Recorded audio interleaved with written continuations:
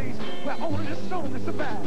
It's a dog-eat-dog world, that ain't no lie. Ain't no lie. It ain't even safe no more to walk the streets at night.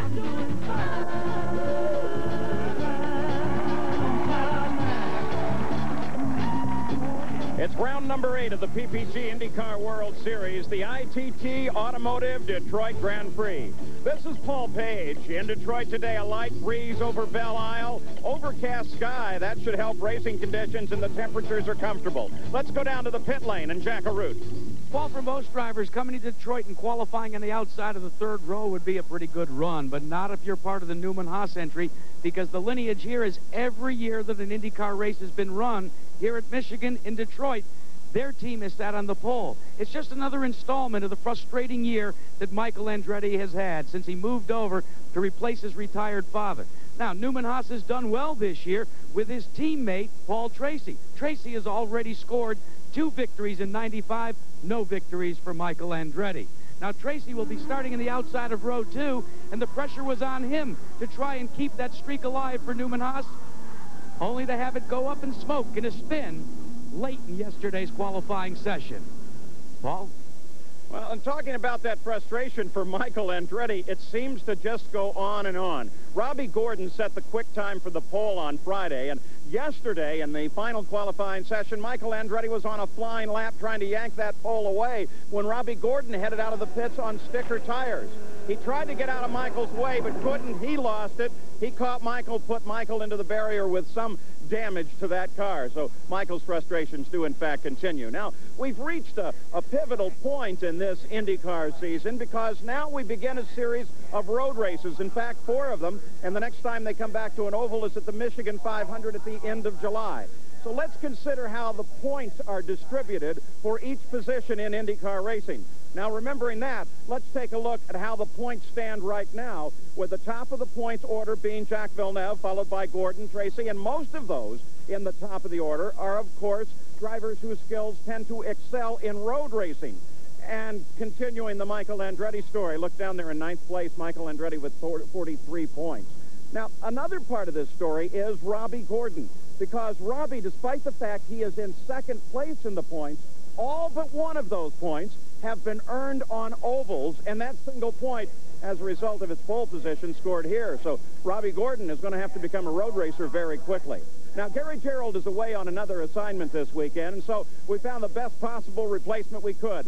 IndyCar driver Lyn St. James. Welcome, Lyn. Thanks, Paul. We're here with Robbie Gordon on the pole, and yes, he's young, he's cocky, he's confident, and he wants to win this championship. You want to be on the front row when you're running a street race, but we're going to watch. We're going to ride with Robbie today, and we're going to watch. We're going to find out, is he going to be that cocky, confident race winner, or is he going to be a little more pragmatic, a little more cautious to go for those championship points? We're going to get to watch and see that today. Sam, Bobby, it's up to you. Well, Lyn, I think whatever choice Robbie makes, it's going to be tough for him to stay out front today because, for one thing, starting alongside him on that front row is Bobby's nephew, Al Unser Jr., who had an almost identical qualifying time. Plus, there's pressure from that second row, Teo Fabi, who led so brilliantly last week in Milwaukee, and alongside him, Paul Tracy, who went on to win Milwaukee and who is awfully hot. Now he's won 4 out of the last 9 IndyCar races. Then the third row, Scott Pruitt, with the long-lasting Firestone tires, might have just the right thing for today when many of the drivers are going to gamble and try to go on just one pit stop through this race. Finally, of course, Michael Andretti, the hottest driver in many ways not to have won a race this year. He's led all 6 races without managing to win any. Well, now, you know, they've widened the track in 4 places around here, and they put concrete down where they used to have asphalt that was tearing up in the years past. Now, one thing you got to remember, this really is a rough track. Yeah, an interesting stat that's emerged. No driver has managed to win one of these races starting in the front row of the grid. Well, that may well be, but we're going to see a whole lot of passing today. It's difficult at this track to pass, but the drivers are going to be forced to take a whole bunch of chances, and this is going to make one heck of an exciting race. That's the only way they're going to do it. All right, Bobby and Sam, the engines have started over on the front side of this racetrack. Before we go away, let's give you an update on Stan Fox. He is still in the neurointensive care unit at Methodist Hospital of Indianapolis, now in fair condition, and it appears that the prognosis for a full recovery is excellent. So when we come back, it will be the start, the green flag for the Indy cars as they begin to run on beautiful Belle Isle in Detroit, and we begin the road racing series. Gentlemen, I hear automotive opportunity somewhere. Where? By the time these guys notice that automobiles aren't just a necessity, This way? maybe, but an opportunity, That way? I don't know. the best opportunity in the business will be gone. Where? Right there. Because ITT Automotive already supplies parts to every major car maker on the planet. For 75 years, ITT, the one to follow. It was a bone dry summer's day, and I was reminded by a vision in black and gold that there's another Cold filtered Miller Genuine Draft. So tell me, The cold one. yo, boss, You know the beer, you know the taste. With Miller Genuine Draft, the world's a very cool place. You want to know how to choose a motor oil? Take a ride to your local garage and see what the mechanic puts into his own car. Fact is, of all the brands of motor oil, more ASE certified master technicians choose Valvoline for use in their own cars and trucks.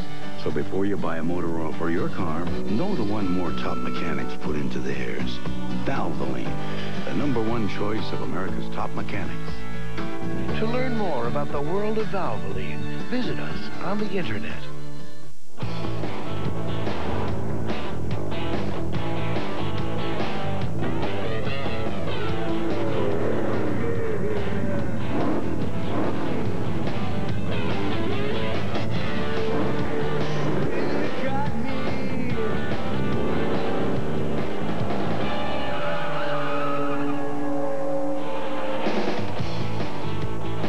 Firehawk, born at Indy, driven everywhere. This ESPN special presentation is brought to you by ITT. For 75 years, the one to follow. By cold-filtered Miller Genuine Draft, making the world a very cool place.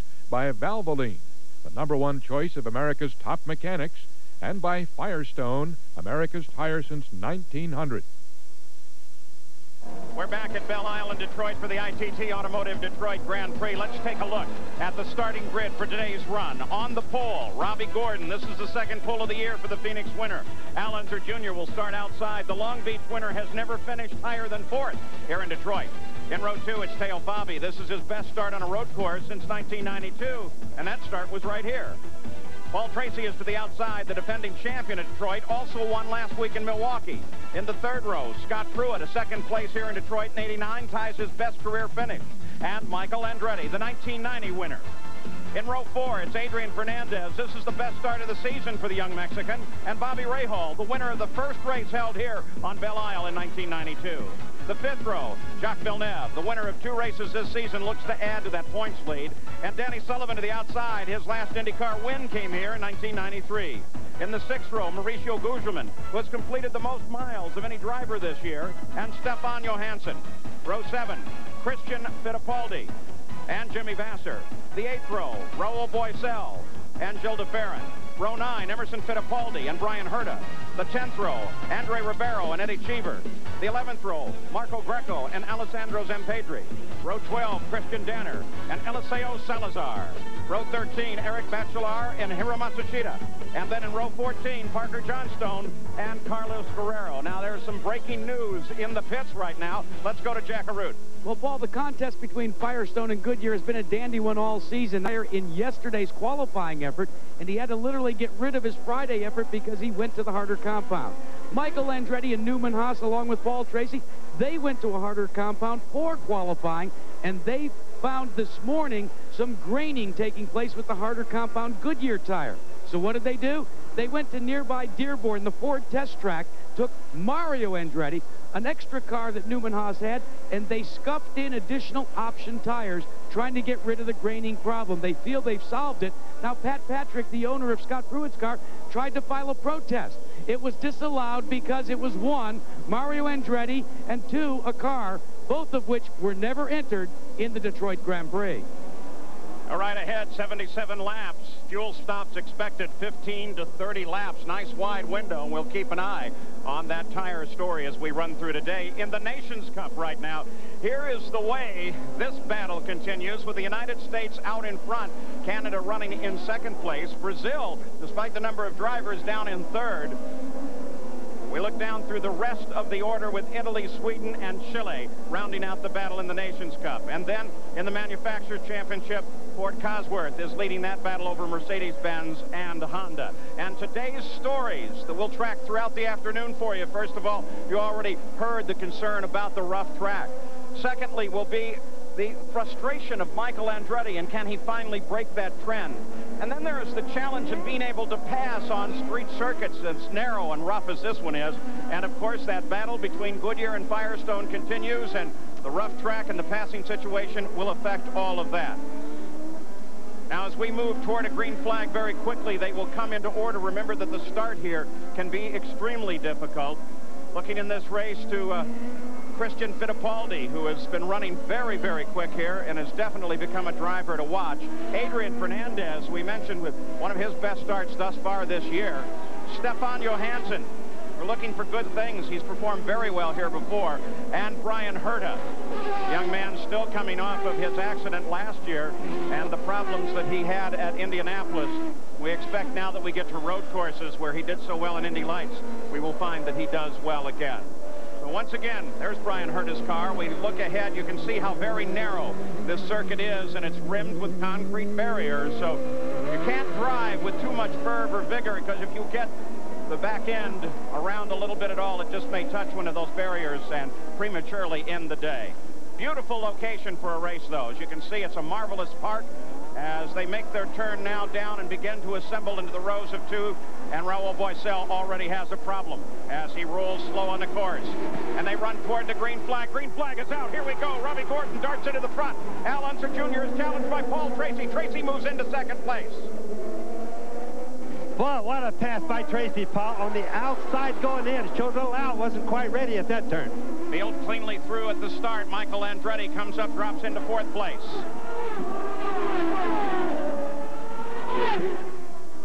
Working lap number 1. And look at Paul Tracy. Boy, as he jumped all over the back end of Robbie Gordon's car. Now tries to cut inside in a corner. Al Unser Jr. lined up in third. Michael Andretti fourth. And a yellow flag has come out at the start line. Yellow flag, twin yellow flags. That means that a full course yellow will come into effect immediately. Let's go to Jack Arute. Paul, let's update you on the problem with Raul Boesel. This full course caution is beneficial for him. He is going to come onto pit road. They are going to make a complete change of the electronics. That includes the battery, the brain box, all of it. You can see it coming out of the box now. It'll be a complete replacement under yellow flag conditions. And of course, the full course yellow is for Raul because he was in a precarious position on the course. They'll get him out of there, and then we'll go racing again on Belle Isle.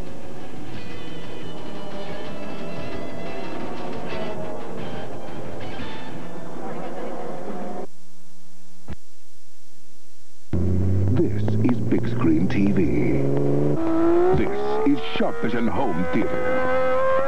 It starts where Big Screen TV leaves off. Sharpvision gives you over 16 feet of clear, sharp LCD picture and sound so real you have to experience it to believe it. Test drive Sharpvision. And be sure to buckle your seatbelt.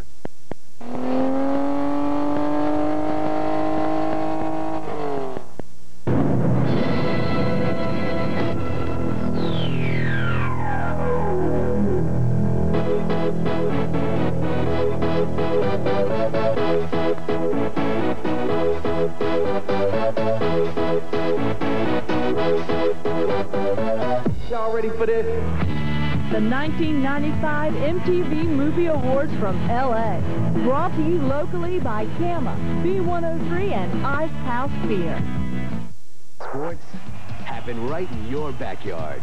Now, make your moment count with ESPN's Father's Day Sweepstakes, sponsored by Savan. Just send a sports action photo of you and your dad to win tickets to 4 ESPN events. Plus, attend the opening of ESPN World. Finalists get Savan soft cotton, no-wrinkle clothing. To enter, send photos to P.O. Box 518, Hermosa Beach, California, 90254.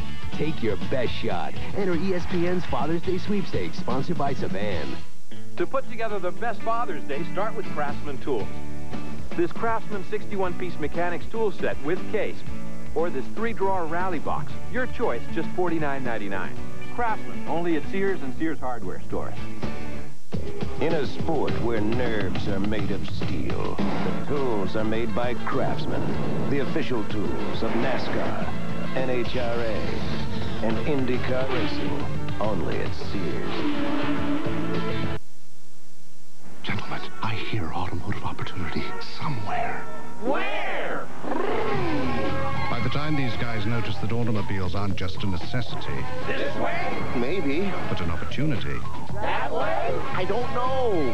The best opportunity in the business will be gone. Where? Right there. Because ITT Automotive already supplies parts to every major car maker on the planet. For 75 years, ITT, the one to follow. Back at the ITT Automotive Detroit Grand Prix. While we run to this full course caution, this is the view out the back of Brian Herta's car. Look at the smoke and the sparks, because as he came into the pits just a few moments ago, he had a pretty good fire going under the left side. There it is. Bobby, is that oil on the headers? Yes, it looks like it's probably an oil line that's been leaking, got everything burning. He's burning all the stuff that could burn, like hoses, carbon fiber, stuff like that. Not a dangerous situation. So back on the course, the green flag comes out. Robbie Gordon, the leader once again, but Paul Tracy, remember his challenge on the first half lap that we ran under green? We're just a turn away from where Robbie Gordon had his throttle stick earlier this morning, went off into the tire barriers. He gets by fine this time. Remember, these cars don't really settle down good till they get their tires warm. They have to be up to temperature. You can see Robbie coming off, tweaking the rear end down a little bit. That'll settle down a little bit pretty soon. So it's Robbie fouled by Michael. You saw Scott Pruitt dart to the inside there as he tried to challenge and tried to come up through the field. Pruitt trying to challenge Teo Fabi, but he drops back behind him. That's Ray Hall just behind Pruitt. And once again, it's Paul Tracy that's doing everything he can to challenge Robbie Gordon. He realizes it's a lot easier to pass early on. It's very difficult to pass later on. When the guys get used to the track, it's really difficult at this one. Also listening to Jack's concern about tires and his question and his report on the Newman Haas team. Is it also easier to get the passes done now while the tires are real sharp? Oh, for certain, sure, Paul. I mean, it's always easier to do that. And that's the reason we saw Paul Tracy take so many chances right at the start. It was worth it to him. Gordon has gone off the road and damaged the car each of the 3 days that we've been here so far. Look back for a second for second place. Paul Tracy, Allenser Jr. is right behind him, then Michael, then Teo Fabi, then Scott Pruitt, and Bobby Rahal. It's like a brush of the wall there. And that's the problem. This is Paul Tracy. Here comes Robbie Gordon through first in the blue and white car. Here's Tracy oversteering through that turn. I don't believe he hit it. Didn't actually get the wall, but he sure got close.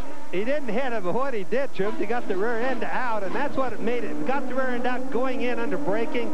The rear end looked like it was coming around. The front end almost hit the wall because of it. When Paul Tracy climbed into his cockpit on Friday morning, the team had taped something on the steering wheel. It said Supernova. And then there was a definition of what that meant. Brighter, a star brighter even than the sun. That's what they think of him, that he is a supernova. And I'll tell you what, it's that driving style where he cuts it so close that makes him so exciting to watch. Now running in second place. Another exciting driver is the man at point right now, Robbie Gordon. 3 different chassis in the first 3 positions right now, Renard, Lola, and Penske. This morning, as you mentioned with Robbie Gordon, he had a throttle stick part of the way open, not all the way open. Part of the way, went into the tires. I went down and talked to Derek Walker about it, saw what the problem was. It's a very abnormal, rare thing to happen. Not his problem at all, and it's fixed. As we continue to track the battle for the lead, let's go pit side, see what the update on Raul Boesel is, Jack. Well, it's not a good update. What was first thought to be electronics, when the bonnet came off, Raul, a hole in a broken motor. Yeah, it's a shame. This morning, my Duracell Lola was the fastest. We improved a lot from yesterday. I was looking forward for the race, and you know, unexpected. Unexpected problems, teething problems with this edition of the Mercedes-Benz engine as well for a lot of folks. Yeah, it is. You know, Mercedes is doing a great job at trying to improve the engine all the time. I think, you know, this is one of those things that nobody knew or nobody know why it happened. Well, the first DNF here. Let's get a report on another potential DNF with Lyn St. James. Yes, Jack, another disappointed driver and team. Brian Herta and Ganassi, they had that fire right there early on in the race, and it was actually a wastegate that had broken loose and caused the fire. Very disappointing for another team. All right, so Brian Herta and Raul Boesel, first two retirees here in the very early going, while Paul Tracy continues to do everything he can to catch Robbie Gordon. Al Unser Jr. sits there in third with Michael lined up just behind him. Michael from time to time does what he does right there. It's just tuck out to the right side, kind of let little Al know that he is there. And Teo Fabi and Scott Pruitt are continuing to close down. Well, you can throw a blanket over the front of this field. That's going to cause little Al to put more pressure on Paul Tracy, because if he doesn't do it, Michael's going to put it on him. They're too close without guys starting to do some serious passing pretty soon. All strung together. Robbie Gordon, the leader. Look at Paul Tracy as he closes in. That's little Al right there in the center of the screen on you. Now over to the left of the screen. And Michael Andretti kind of close in. But look at Paul Tracy as he closes in once again on Robbie Gordon. Boy, that is a super battle. The Goodyear Blimp Spirit of Akron is floating overhead, providing aerial views of the Detroit Grand Prix. Goodyear Blimp has been flying over major events for 62 years. Gives you some great action coverage here. So continuing to track the front of the field, Robbie Gordon, Paul Tracy is right there, and look at how the front end is closed up again. This is the exact situation that Bobby described at the outset of the show, which is it's very hard to pass here, but it is possible. Some one of these top 4 or 5 drivers is going to make a pass here in the next short period of time. I feel it in my bones, but it's going to be risky when it happens. Also, Sam, the track is going to start getting slippery after a little while. They're scrubbing off the rubber that's on the track from the other races that have been run here this weekend. As soon as they get that cleaned off, the track is going to be more suited to these cars, and the guys are really going to start trying some hard and I think sometimes dangerous passes. Keep your eye on how rough the track surface is by watching one of the drivers' heads as we pan along with the cameras. You really get a feeling for the jarring they take, particularly right through there. That could affect Al Unser Jr., who you just saw go by. He has had some tendonitis in his left shoulder. I think it's going to be a tough race. Wow, did you see Paul Tracy? He darts right, he darts left, and he can't get it done. Robbie Gordon right down the middle of the line. There are so many turns here. Robbie wanted to pull over, or excuse me, Paul wanted to pull over past Robbie right, then he decided to left, but every time he'd pull out and look at a path, there's another turn coming up already. All right, the leader just ahead. Cummins on the rear wing. That is Robbie Gordon. Will ride right now with Paul Tracy, second place.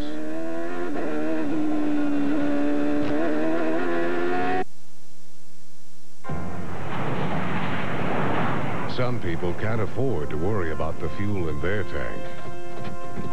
And when it comes to consistency and quality, their demands are among the toughest in the world. That's why most major domestic and international airlines depend on Citgo. And with more than 13,000 locations across America, you can depend on Citgo too. Citgo, the sign of quality. Went out to buy a car. Dad said good luck. Saw my new Ford Ranger and said, son, that's a truck. My girlfriend loves the new inside. Now all she wants to do is ride. Mom sees the airbag and takes heart. Finally her boy's getting smart. My best friend pops the hood. Look for horsepower. That's good. Well, my boss says it takes the cake. A truck with anti-lock brakes. So yeah, my Ford Ranger's really hot stuff. Now Dad asks, can I borrow the truck?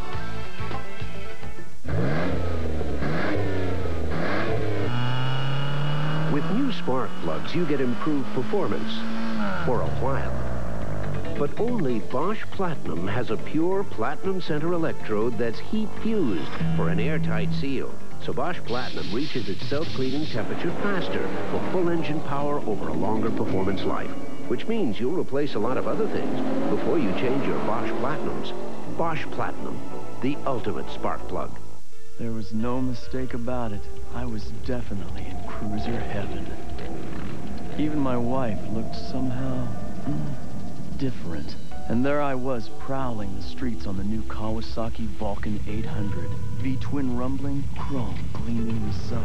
Is this for real, or am I just dreaming? The Vulcan 800 from Kawasaki. It's as real as it gets.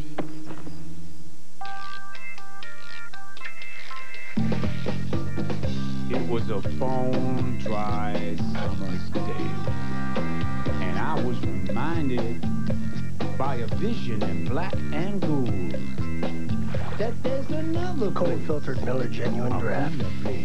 So tell me, The cold one. yo, boss. You know the beer, you know the taste. With Miller Genuine Draft, the world's a very cool place. So Paul Tracy is unable to make up any real appreciable distance in that pursuit. And look how the front of the field continues to stay right together. What Paul's been doing is laying back just for a little bit, cooling things down just a little bit, maybe getting some more thoughts in his head, and then he takes another run at Robbie Gordon. Now here's little Al. Oh, Al moves to the inside, takes advantage of a quick corner, gets around Paul Tracy. Boy, that's a shock to Paul. Yeah, now what happened there was Tracy was totally concentrating on passing Robbie Gordon and not concentrating on his mirrors, and little Al just sat back and he says, now's the time. Totally caught him unaware. That's another example of how often little Al makes the pass under braking, too. He snuck by with a nice late break there. Beautiful move. Now Paul Tracy has to contend with his teammate, Michael Andretti. Al Unser Jr. probably drives it deeper in the corner than anybody else in IndyCar racing right now. Leader is still Robbie Gordon, but now second place is Al Unser Jr. And he begins to worry Gordon while Michael begins to chase Tracy. And back at the top of the screen there. Look at little Al. Look at little Al. Al tries to get down on the inside of Gordon. Now the problem right there is the track narrows up and makes a little last turn. You can see that little Al was there, but the track isn't going to stay wide. That's one of those places where it got widened, but it had to go back narrow. All he needed was to be about 5 feet further forward, though, and then he'd own the track. If it got all the way into the turn that wide, Paul, he'd have gone right on by Robbie Gordon, no question.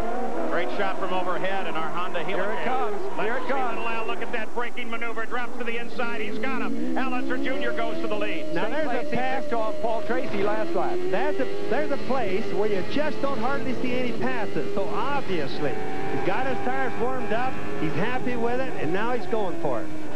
Oh, Michael Andretti is up to challenge Robbie Gordon now. Paul Tracy apparently had to give way at the same time of that other pass, so Michael Andretti is around into third place.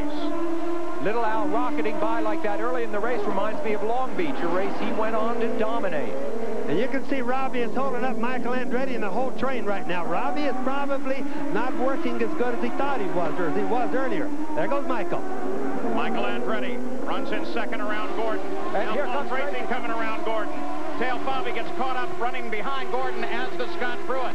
Then Rahal, then Fernandez. Oh, look at this one as Tracy comes inside Gordon. Very difficult place to get there. Beautiful move by Paul Tracy. That's a dangerous pass. That's one of those we said, whoa, he lost the rear end coming out of that turn a little bit.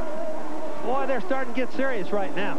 Here's Bobby in the red and white car at the bottom of the screen. He's the next up to attack Gordon. And he has to. There just is no choice. There he goes. Oh, whoa, gets the door slammed on him. That's another thing. If he doesn't get in there all the way, the driver, like, for example, Robbie Gordon, won't see him coming, then there's going to be a tie, and that's what we call a wreck. Bobby almost lost a slot to Scott Pruitt, the next red and white car. You can see it there in the middle of the screen. Scott Pruitt on the move. And Rahal closes in as well. So that's the top, including Fernandez, 8 in the order, and they're all still right together. Battle continues at the front. This is road racing at its very best. Perilous stuff. Look at that. Look at how close. Pruitt is right under the rear wing of Bobby. Robbie Gordon is not working as good as he did early on. He's been holding up a lot of the fast cars. There you see the interval. As you move back to Robbie Gordon from third place, Paul Tracy, and Tail Fabi now coming in on top of him. This is a long, sweeping series of turns, first to the right, then the left, then left again, and then left again before they set up for a right. They're in a series of turns that takes them, 20 seconds to negotiate. You can see the cement down there where it used to be asphalt last year. That's where it tore up so bad. Well, we just went over. We see the light gray. That's where the cement is. This is Sunset Boulevard on Belle Isle. They just made the turn off of. That's the northern leg of the Detroit River as it splits around Belle Isle here at Detroit. Canada here actually lies to the south of the United States. Kind of an unusual situation. Scott Pruitt trying to take advantage of the battle now between Teo Fabi and Robbie Gordon. And keep in mind, Scott Pruitt is on the Firestone. That's a big difference. Whoa, Gordon locks the brakes up, keeps the position. That might give you an idea of how desperate this drive has become for Gordon. They've been passing Robbie Gordon going into the turns. His brake balance is off just a little bit. When you see the tires light up in the front or smoke in the front, knock the rear, it means the bias is off just a little bit. Back up at the front as Michael Andretti battles with Al Unser Jr., and Michael is right there across the line, just 2/10 behind. So Michael Andretti starts to take on, and look at Michael use up the brakes. Whoa, and Michael almost loses the back end. You can't say he's not trying now, Paul. Michael's given it everything he has. Al Unser Jr. has the advantage of a clear course ahead. But boy, what spectacular driving out of Michael. Keep in mind, these two guys are so close together right now, but they are going to catch lap cars before too long.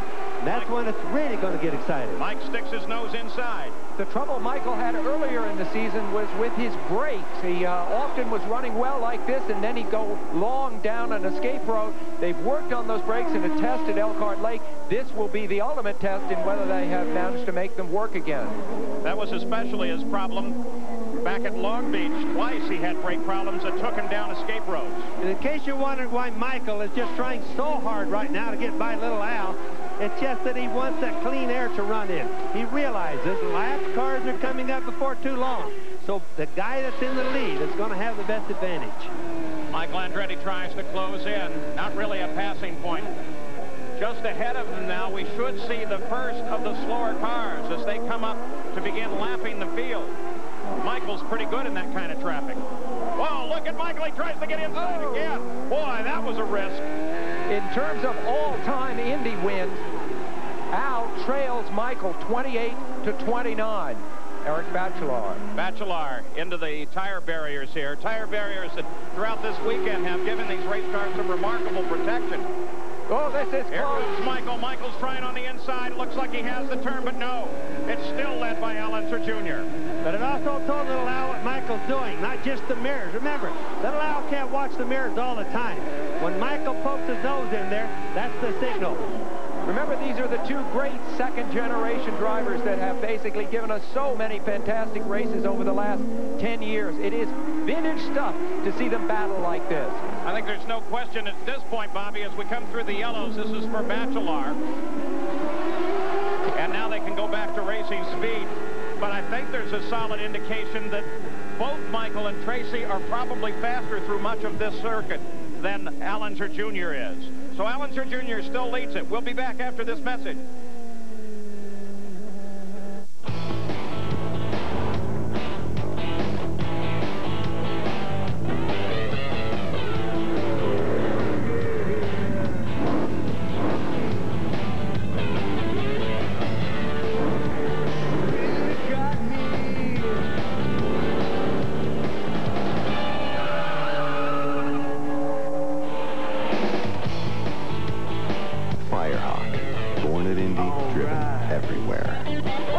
The day before our big trip, Frank announced we had to stay at hotel chains. Are you serious, Frank? Absolutely not, Frank. No way, Frank. We expected boring, cookie-cutter hotels courtesy of Frank's new budget. But ITT Sheridan was no ordinary hotel chain. But we decided not to tell Frank that. It's grueling, Frank. It's a tough job, Frank, but somebody's got to do it. ITT Sheridan. Our world revolves around you. Let me guess. One side of you craves easy chair comfort, while the other side itches for performance, right? Well, meet Buick Regal with its famous 3800 V6 engine and Grand Touring suspension. Add to that an all-new interior with body-sensitive seats. And finally, there's a car for the two of you. Buick Regal.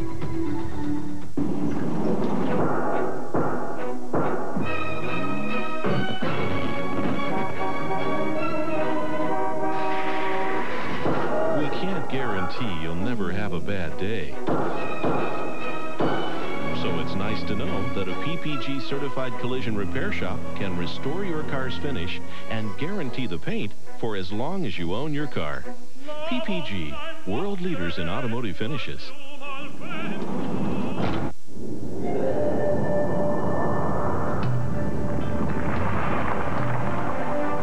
Monroe developed SensorTrack shocks to smooth out the road for a comfortable ride. But SensorTrack doesn't stop there. It's the only shock that also gives you extra control when you need it most. SensorTrack shocks and struts, only by Monroe, for comfort and control. We're back at the ITT Automotive Detroit Grand Prix on Belle Isle in Detroit. And quite a bit has happened since we left you. You can't plan these kind of things. We are under a full course yellow. You saw Eric Bachelard as he ran off the course, and then shortly thereafter, apparently Eddie Cheever and Alessandro Zampedri got together. And let's take a look at what created that situation. Now watch the black car of Eddie Cheever. There he comes into frame with Zampedri climbing over the back end. Whoa, Zampedri just carried his rear end around. Oh, gee, It would look like Zampedri ran over the top of him or got him in the back and couldn't get loose of him. Cheever kept slowing down, probably not because he even knew what was going on, Paul. Now, just before this, Eric Bachelard got into trouble. You saw him sitting by the edge of the course. There he is moving to the inside. And he just gets the front right cut off and into the barrier. So these two situations brought out a full course yellow, and when we went full course, immediately everybody, with the exception of Emerson Fittipaldi and Andre Ribeiro and Christian Danner, headed for the pits.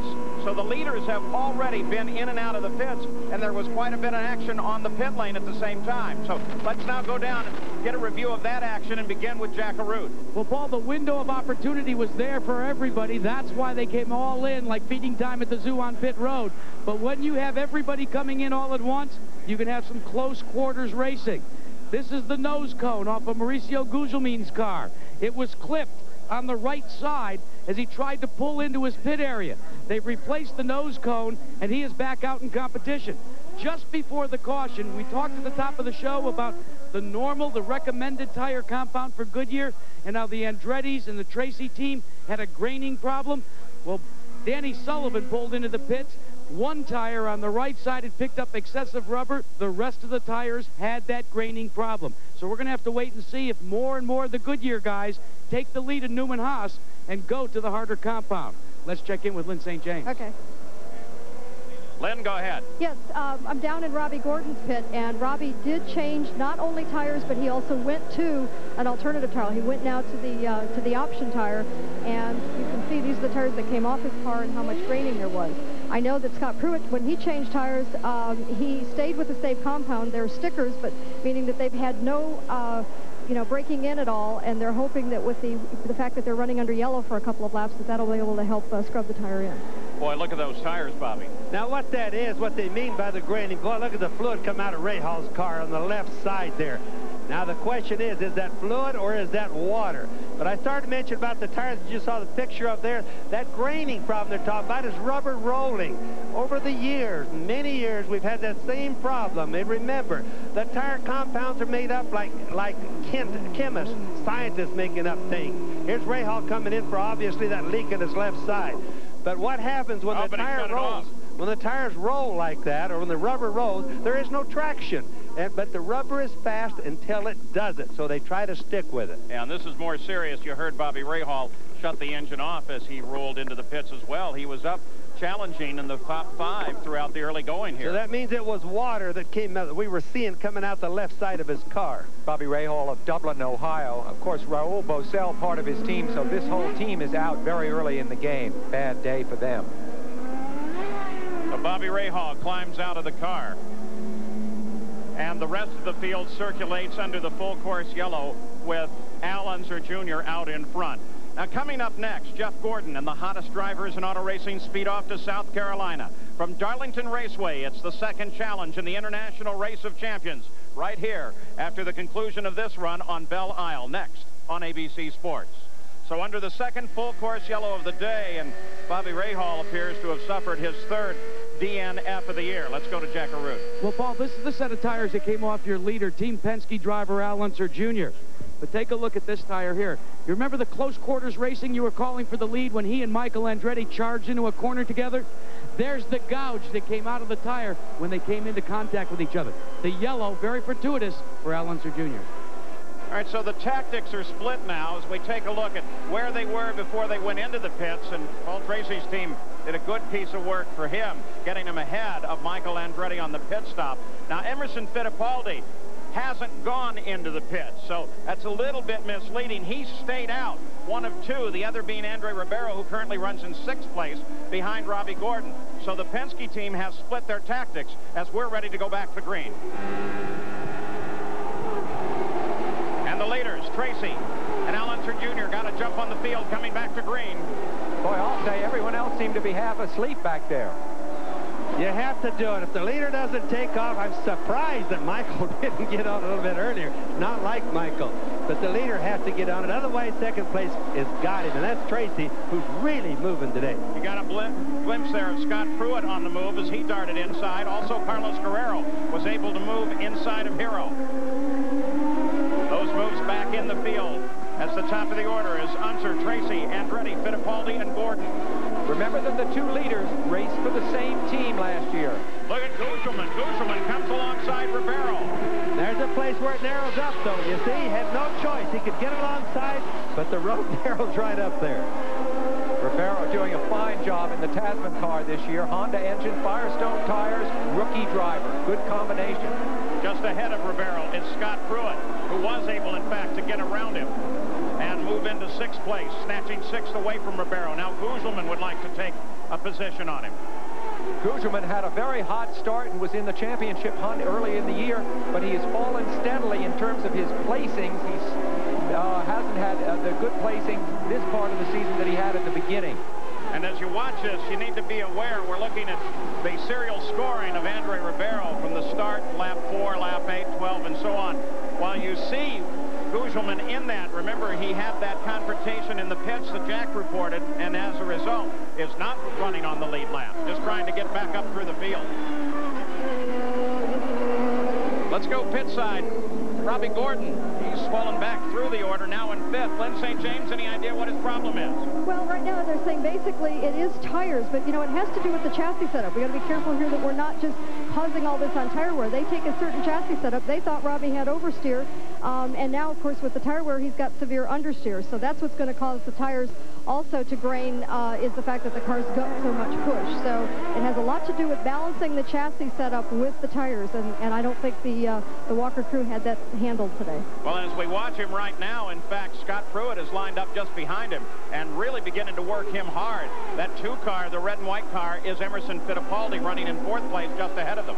It's been very tough driving this race for Robbie Gordon because, of course, he was on the pole, and he's been passed by so many cars. I think he's shown great maturity in not letting the emotion of having been passed by so many guys get to him. He has made no mistake. He's driven very well in a car that obviously, as Lynn points out, may not be ideally suited to the conditions.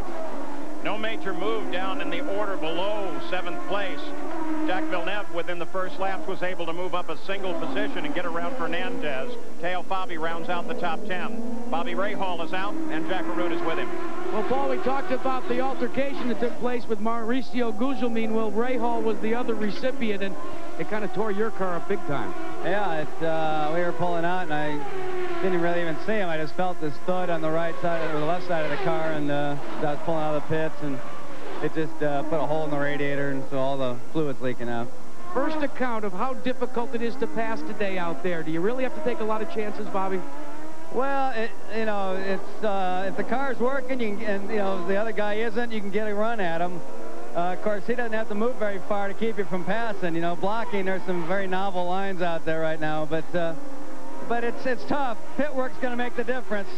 The one thing they say, Paul, is the pit road is the widest place here at Detroit, and that's where you might have to make the pass for the win. Bobby Rahal has more all-time starts than anybody else competing at this point, 203. Yeah, that was also very interesting between the same team, the Carl Haas Paul Newman team, between Tracy and Andretti. Andretti was in second. They both came in the pits. Tracy came out ahead, same pits, and beat Michael by quite a bit. You saw earlier Eddie Cheever almost got run over by Alessandro Zampedri. Lynn St. James, any idea what happened there? Well, we're here with Eddie Cheever, and he's going to tell us what he knows. Well, the yellow had just come out. We were running like ducks in a row, everybody 1 inch behind the other. The yellow came out, and I went around, I think it's turn 4, turned into turn 5, and somebody just hit me in the back really hard. I think it was Zampedri. I don't know what he was thinking of. I have no idea whatsoever. Maybe he's colorblind. Maybe yellow is not one of his favorite colors. Very disappointing and very sorry for you. I know you're going to get a win this year. I'm getting tired of this. Very eloquent. Eddie Cheever has such a good way of putting those things like that. He's very mad. He feels that Zampedri just ran right over the back of him, which incidentally we saw on the cameras, didn't we? Yep, the video was fairly clear on that one. The only thing that we didn't look for, we may have seen, is the presence of the yellow flag in the middle of all that. Emerson Fittipaldi, he's 4th place. There's 5th place Robbie Gordon. Scott Pruitt right behind him. That battle for the moment is broken off, but could resume at any time. At the top of the order, of course, Al Unser Jr., followed by Paul Tracy and his Newman Haas teammate Michael Andretti. The red and white car right to the left of your screen there, of course, is Emerson Fittipaldi. Right there, they're going by. The car looks like very much like little Al, so sometimes you get it confused. The number 2 right there. Robbie Gordon right behind. So Robbie Gordon, then Pruitt, then Ribeiro. Look at Pruitt close in. Pruitt still looking for any chance he can to get inside of Gordon. He can't seem to get another line on Gordon, Paul. Taking a look down from the Honda Helicam now on the long run around the casino. The old casino here, not active anymore. In fact, it serves as a media center and guest relations center here today at the track. Now around the hospitality area and then onto one of the faster straights. So here, it's Paul Tracy chasing Al Unser Jr. for the lead, followed by Michael Andretti, Fittipaldi, and Robbie Gordon. The day before our big trip, Frank announced we had to stay at hotel chains. Are you serious, Frank? Absolutely not, Frank. No way, Frank. We expected boring cookie-cutter hotels courtesy of Frank's new budget. But ITT Sheridan was no ordinary hotel chain. But we decided not to tell Frank that. It's grueling, Frank. It's a tough job, Frank, but somebody's got to do it. ITT Sheridan. Our world revolves around you. This is me 5 years ago when I joined Pound Pinchers. And this is me now. For permanent fat loss, diets don't work. You need to build muscle. Before, after. And the best way to do that is with the SoloFlex Rocket. No matter what shape you're in, you can rock your way to a slimmer figure and more muscle. So get on the Rocket today and get on the road to permanent fat loss. The SoloFlex Rocket. Call now for a free brochure and video. To get a complete aerobic and muscle-building workout, you could run and lift weights and cycle and climb stairs and lift weights and cycle and lift weights and climb stairs and cycle. Or you could just lay back and relax. Introducing the SoloFlex Rocket, a total fitness machine that gives you an aerobic workout and builds muscle at the same time. And you can own it for less than you'd imagine. Call now for a free video and brochure. Hi, this is Paul. 2 more weeks before the Extreme Games. Beware of fake Extreme Games merchandise. This is the official logo. This is not.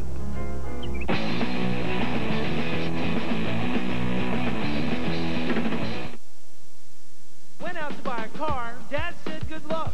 Saw my new Ford Ranger and said, son, that's a truck. My girlfriend loves the new inside.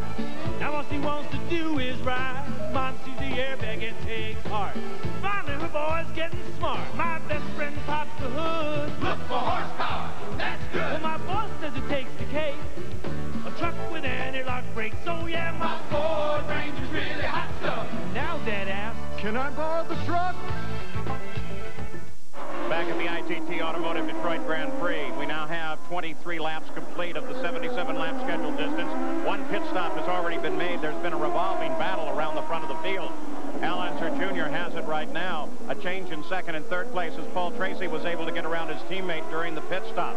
Let's go to the pit side. Update on this tire situation. Seems to be getting serious, Lynn St. James. It's very serious, and you've seen what grainy tires look like. Well, I just wanted to show you, these are the tires that came off of Scott Pruitt's car, and I mean, these are just really clean, nice, worn tires. So if you can get that right chassis set up, balanced with the tire wear and the tire compound you're running, you can get the job done, and this shows that it can be done. The group that we're watching right now is being led by Emerson Fittipaldi, who, of course, did not make a pit stop when the leaders did. He vaulted up from around 14th position to 4th, where he's running now. It's a gamble, of course, but he seems to be keeping pace very well, effectively, with Robbie Gordon, who was the pole sitter. He's doing a hell of a job. And, you know, to talk about the tires just a little bit more, what's happening is what they call engraining, the tire that's rolling up that we saw in the Goodyears earlier, is coming off. And it's going to the outside of the track where the cars are not running. In other words, pick any corner and look at the outside of the groove, and it's piling up out there. Now, what this is going to do is thin the groove down, make it skinnier. Places to pass are going to become harder. Being up in front is going to become more important before this happens. The worst is going to happen later in the race.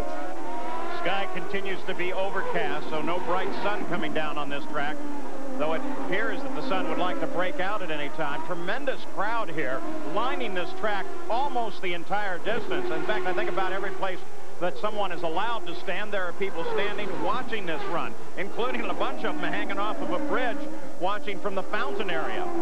There was a time when Emerson Fittipaldi almost seemed to own this race, winning it back in '89 and '91. So watching now for Michael Andretti as he closes in on second place Paul Tracy. You ride with Michael. And there is Tracy looking back. So the top looking forward, below looking backwards.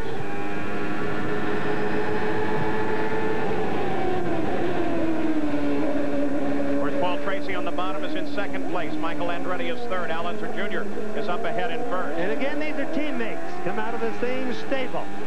And you know what makes this so neat is that this is really the way the driver feels. He's both simultaneously aware of the car in front and the car behind in a battle. And keep a close eye on Michael's hands and his helmet as he bounces around this circuit. Give you a good idea how really rough it is.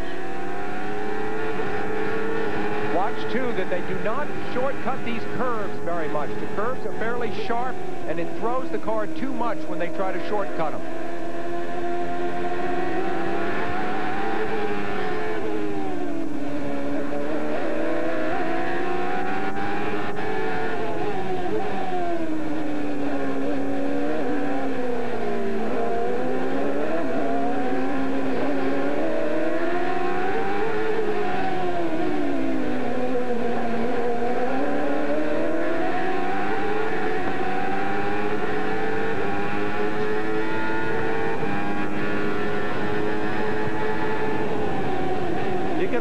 Cutting across those white lines. Some of those white lines were the old white lines from a year ago or so. You can see where they've widened the track from that. Look how close. Paul Tracy from Michaels, there you can see how close he gets to the wall sometimes. Now, sometimes these cars clip the walls a little bit. Then it sometimes bends the rear suspension and puts them out of the race. Ongoing battle for second place between Tracy and Michael Andretti. Al Unser Jr. is the leader.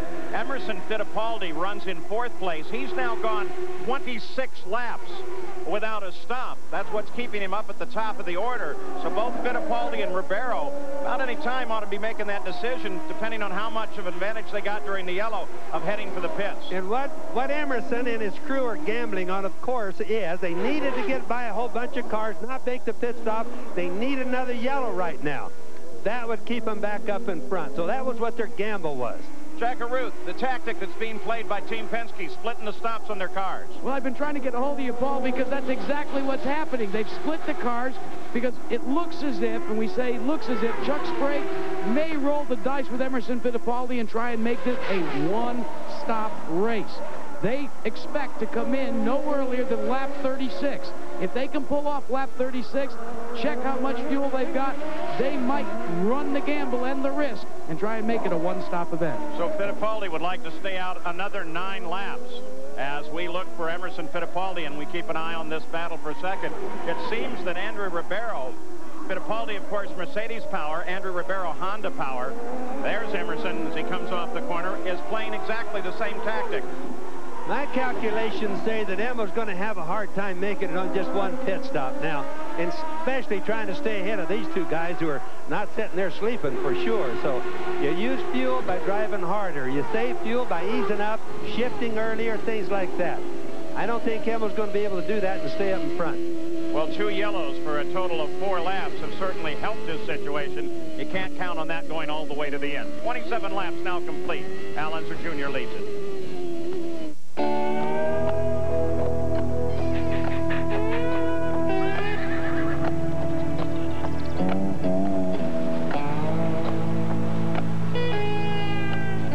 Put 700 of the world's most powerful horses together, and what do you get? You get out of the way. The Budweiser Ken Schrader stock car. See you at the races. Can I have your list, sir? A 30-inch door? No problem. Honey, I'm home. 2x4s, we have thousands of them. Drywall, we have tons of it. Here at the Home Depot, we have over 40,000 items. Look at the size of this place. Protect your home's exterior wood with Bear Plus 10 Exterior Stain. With an incredible selection of super durable, solid, and semi-transparent colors, you'll find it at a guaranteed low price every day at the Home Depot. Toyota has won more off-road championships than anyone. But winning isn't everything. Building better trucks is. So after every race, we take our trucks apart, piece by piece. We look for ways to make them even more powerful, even more durable. Because whether we're building a one-of-a-kind racing machine or your one and only truck, at Toyota, our minds are always racing. You want to know how to choose a motor oil? Take a ride to your local garage and see what the mechanic puts into his own car. Fact is, of all the brands of motor oil, more ASE certified master technicians choose Valvoline for use in their own cars and trucks. So before you buy a motor oil for your car, know the one more top mechanics put into theirs. Valvoline, the #1 choice of America's top mechanics.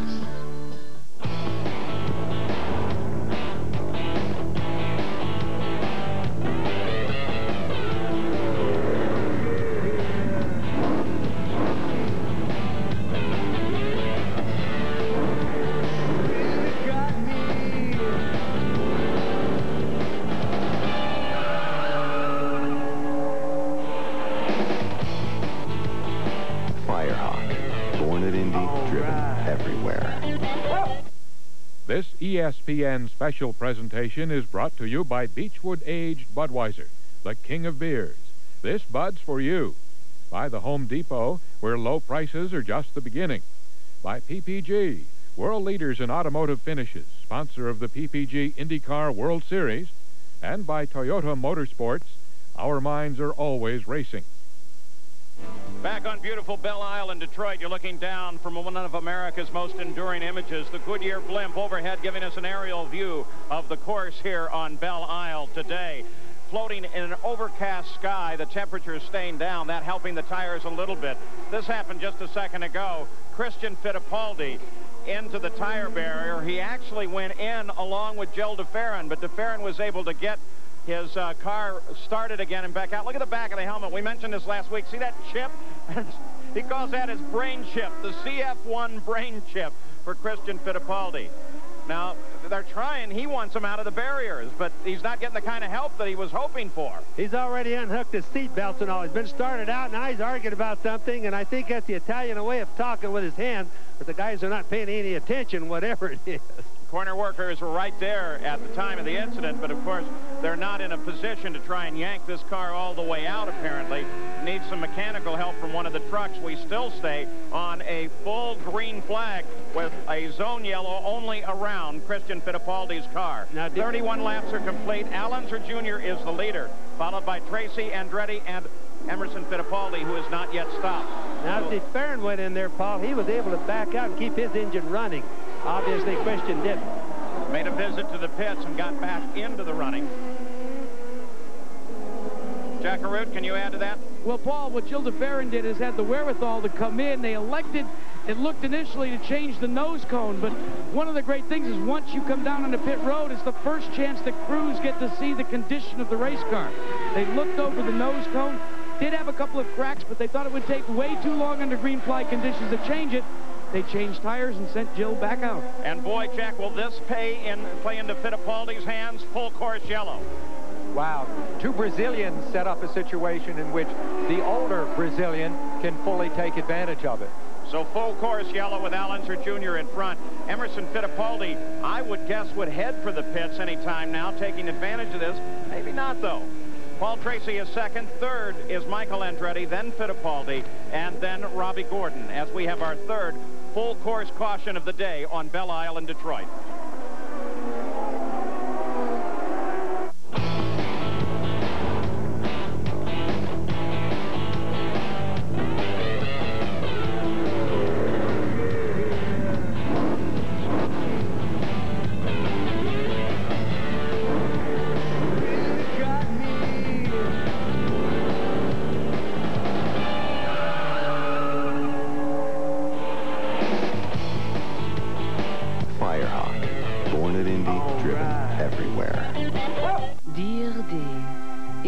Getting better and better. Of course, I speak of Wendy's chicken cordon bleu sandwich. I am in love with the whole chicken breast filet. Ham, Swiss, grape, poupon, Dijon mustard, mayonnaise. All as you say on it, toasted Kaiser pan. It is very different, very special. Au revoir, mon chéri. Wow. Wendy's chicken cordon bleu. There's nothing else like it anywhere. It has a four-wheel independent suspension system designed to hug the corners and fly down the straightaways. It has a gleaming red finish, durable enough to withstand vigorous bumping. It seats one comfortably. And although this vehicle will never win any speed races, it will help you come out ahead week after week in the checkout lane.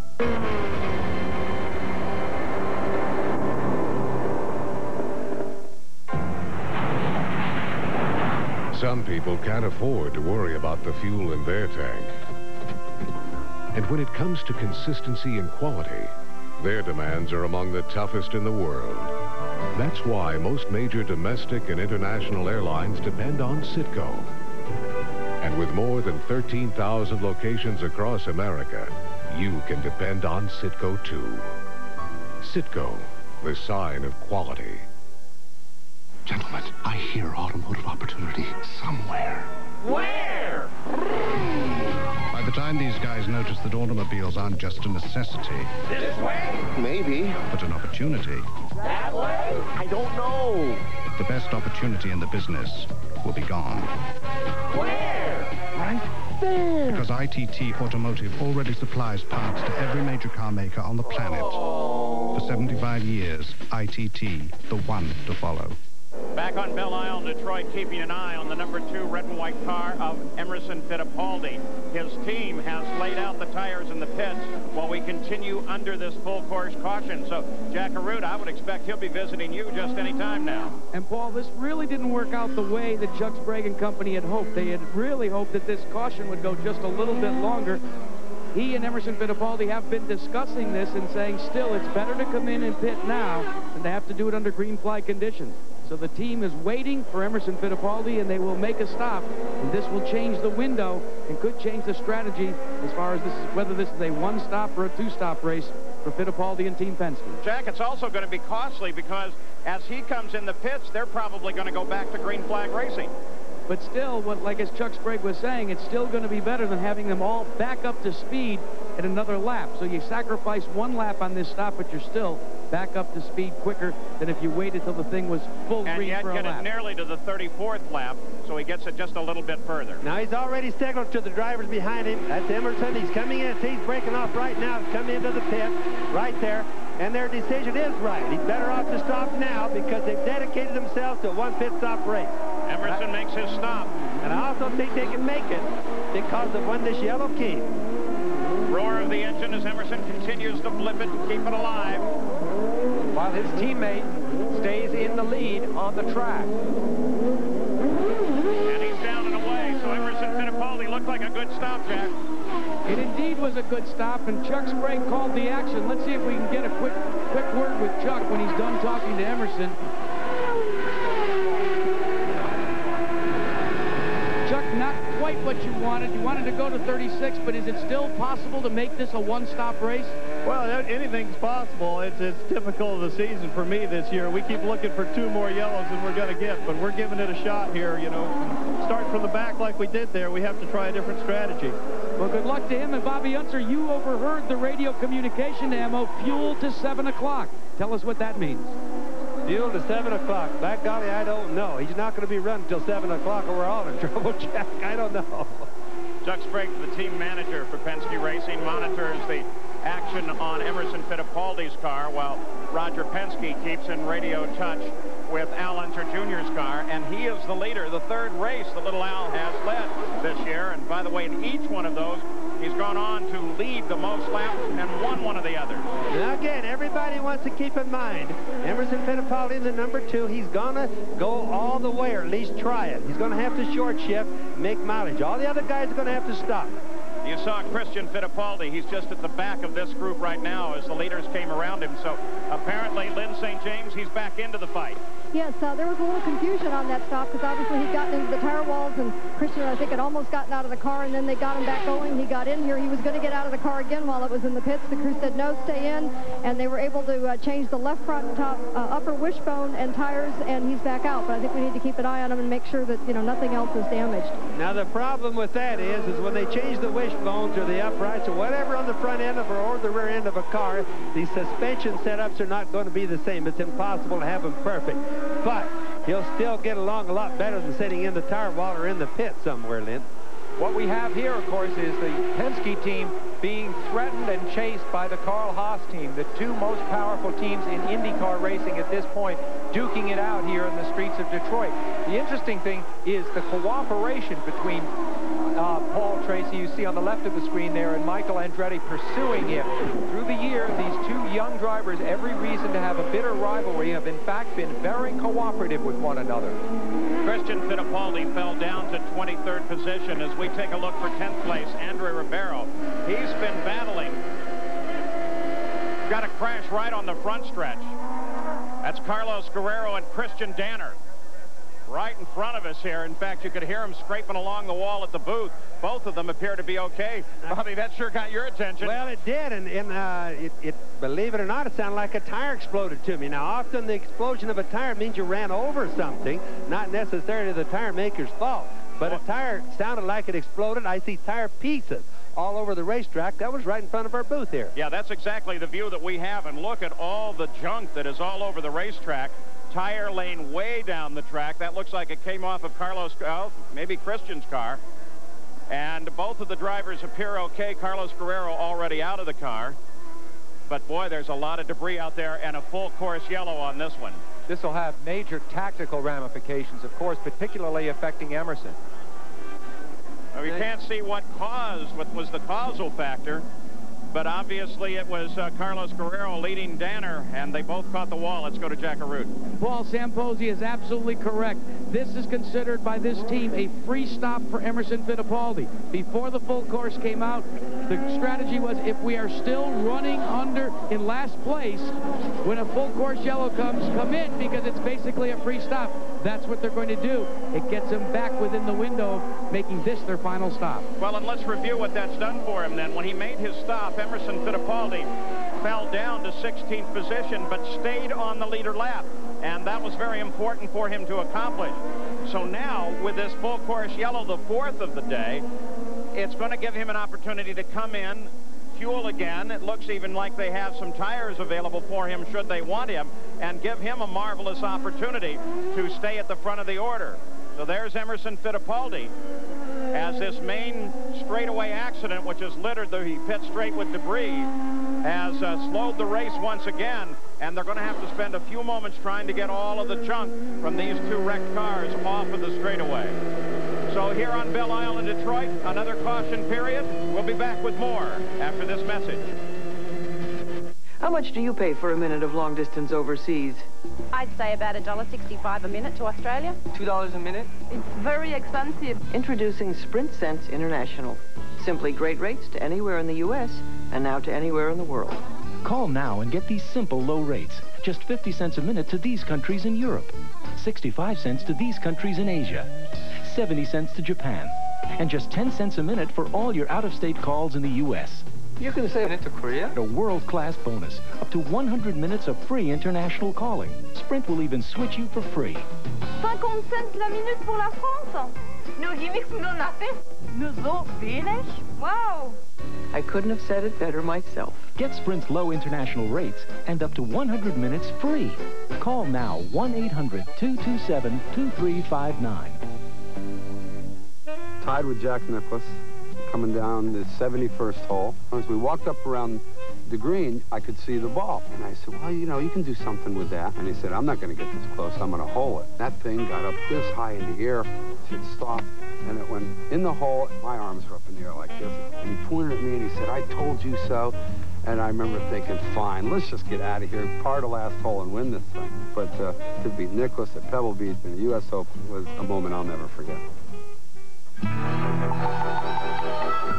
Most trackers can follow the trail only as long as the weather holds out. Unless it's a tracker spurred on with genuine AC spark plugs. AC plugs fire like lightning for performance so smooth, even the thunderclaps. And that'll keep your engine on the trail to a long life. Call 1-800-AC-DELCO. It's like buying time. So better track down some AC spark plugs.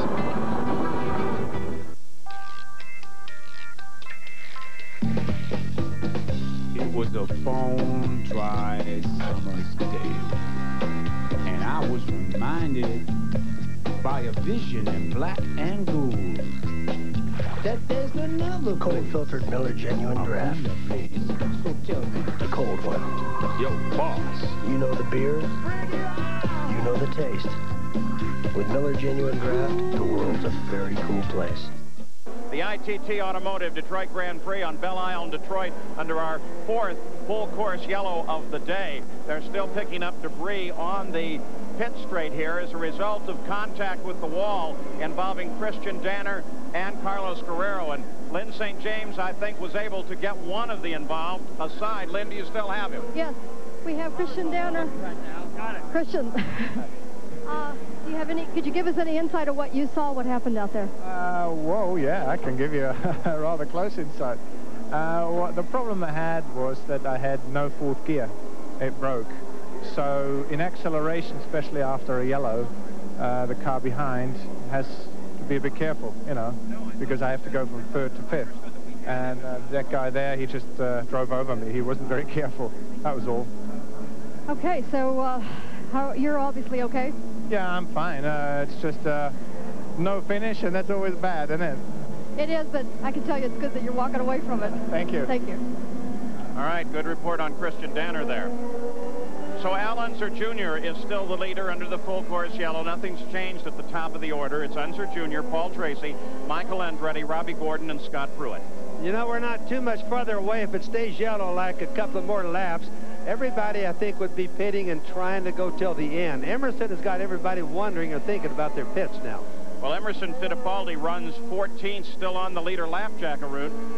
Well, indeed he is, and here's the deal. If Emerson can go to lap 43 before he stops again, and remember we alluded to it before that he is well in the back of the lead lap, so it would be in essence a free stop for him under a full course yellow.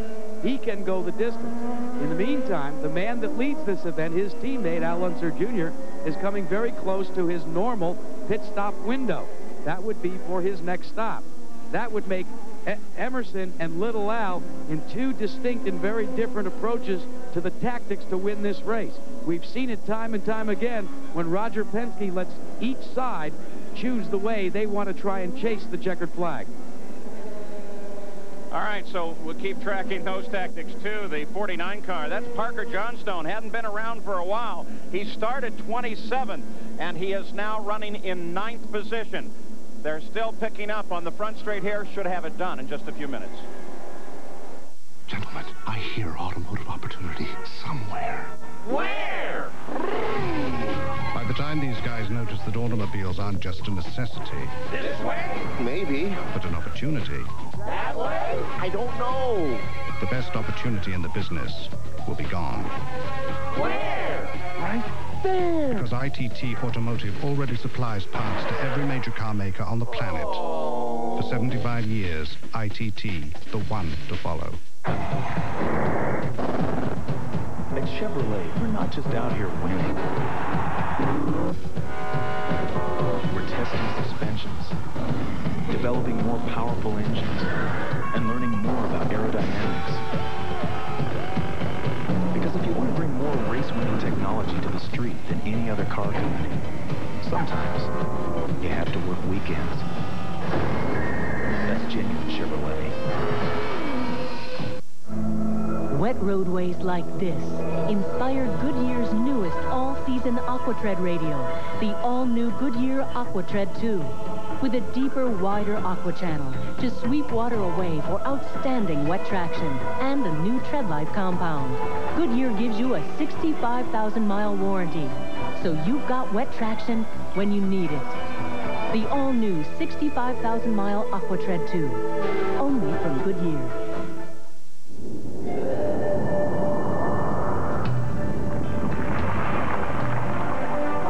Monroe developed Sensatrack shocks to smooth out the road for a comfortable ride. But Sensatrack doesn't stop there. It's the only shock that also gives you extra control when you need it most.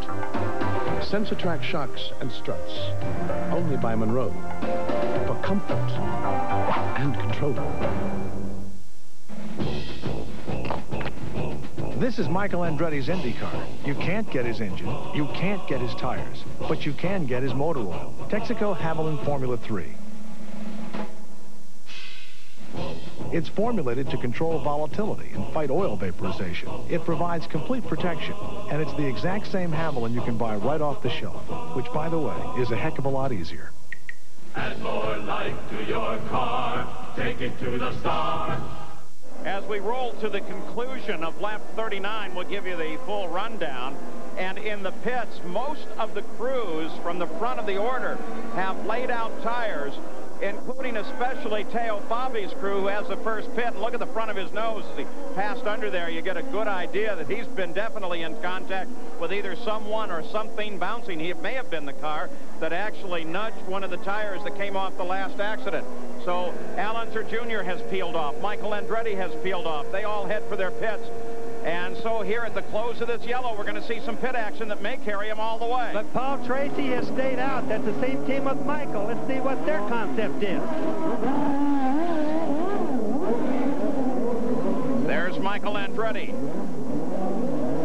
Interesting tactic being played here. It looks like they should go to green at the conclusion of this lap. Paul Tracy stayed out. Boy, Little L came out challenging Michael. Didn't get him before the blend line, so they'll stay in those two relative positions, and Paul Tracy, by staying out, assumes the lead. Now that hurt Little Al. Coming out second hurt him. Little Al is at one end of the pits. Michael's clear at the other end. All right, now, a couple of cars topping off there at the last minute. Jack Arute, what is all this pit strategy being played? It looks great. Jack? Well, Paul, what this all means is, at least from my end of the pits, and that includes Teo Fabi, Emerson Fittipaldi, and Al Unser Jr., they can go the distance without stopping. One other thing to remember, go back to Milwaukee, post-race interview with young Robbie Gordon. One of the things that he talked about was his aggressive nature from 1994, and that this year, after not winning the Indianapolis 500, he said, I would not go after a win, I would rather go after the points. That's Walker Racing strategy. Lynn St. James, what's the condition on Robbie Gordon's car vis-a-vis fuel mileage? Fuel mileage is fine. In fact, they said they do not have to stop again. And I mean, the aggression, the controlled aggression that he had on the racetrack was just demonstrated, but his aggression coming out of the pits was also demonstrated because he got out of here just ahead of Scott Pruitt, which is really keeping him ahead of Scott Pruitt on the record as well. The Gordon crew had 2 pit stops, both 11 seconds.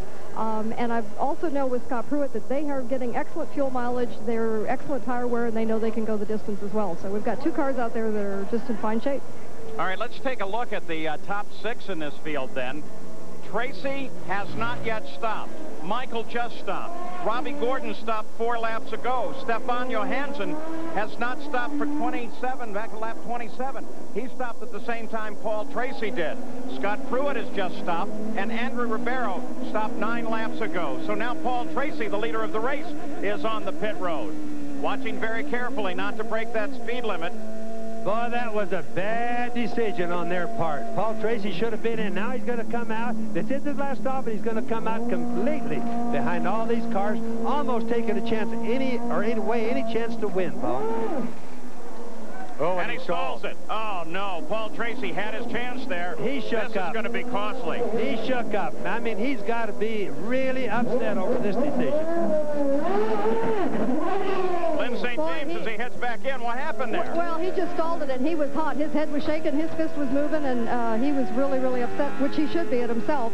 And I can only add that we're also on the option tire, the harder tire. There were no other changes there. Well, I wonder really if he's upset at himself or the fact that he was called in while he was in the lead of the race, as this continuing tactic on this marvelous road course run continues to play out. As we watched Robbie Gordon just go by there, talk by Jack of his pursuing the championship. He lies second. You see, we're riding with him now. He lies second in the championship with 53 points behind Jacques Villeneuve, who has 75 points. But now today, Gordon is running in the front of this race, and Villeneuve is having a bad day, basically his worst day so far in the season. He's running back on 11th and 12th. So this is a real chance for Robbie to close up in that championship. We mentioned it starting as well. We'd be keeping an eye on Stefan Johansson. Well, it's worked out because he's in second place now behind Robbie Gordon. And he has now, under the yellow, completed the stop that was necessary.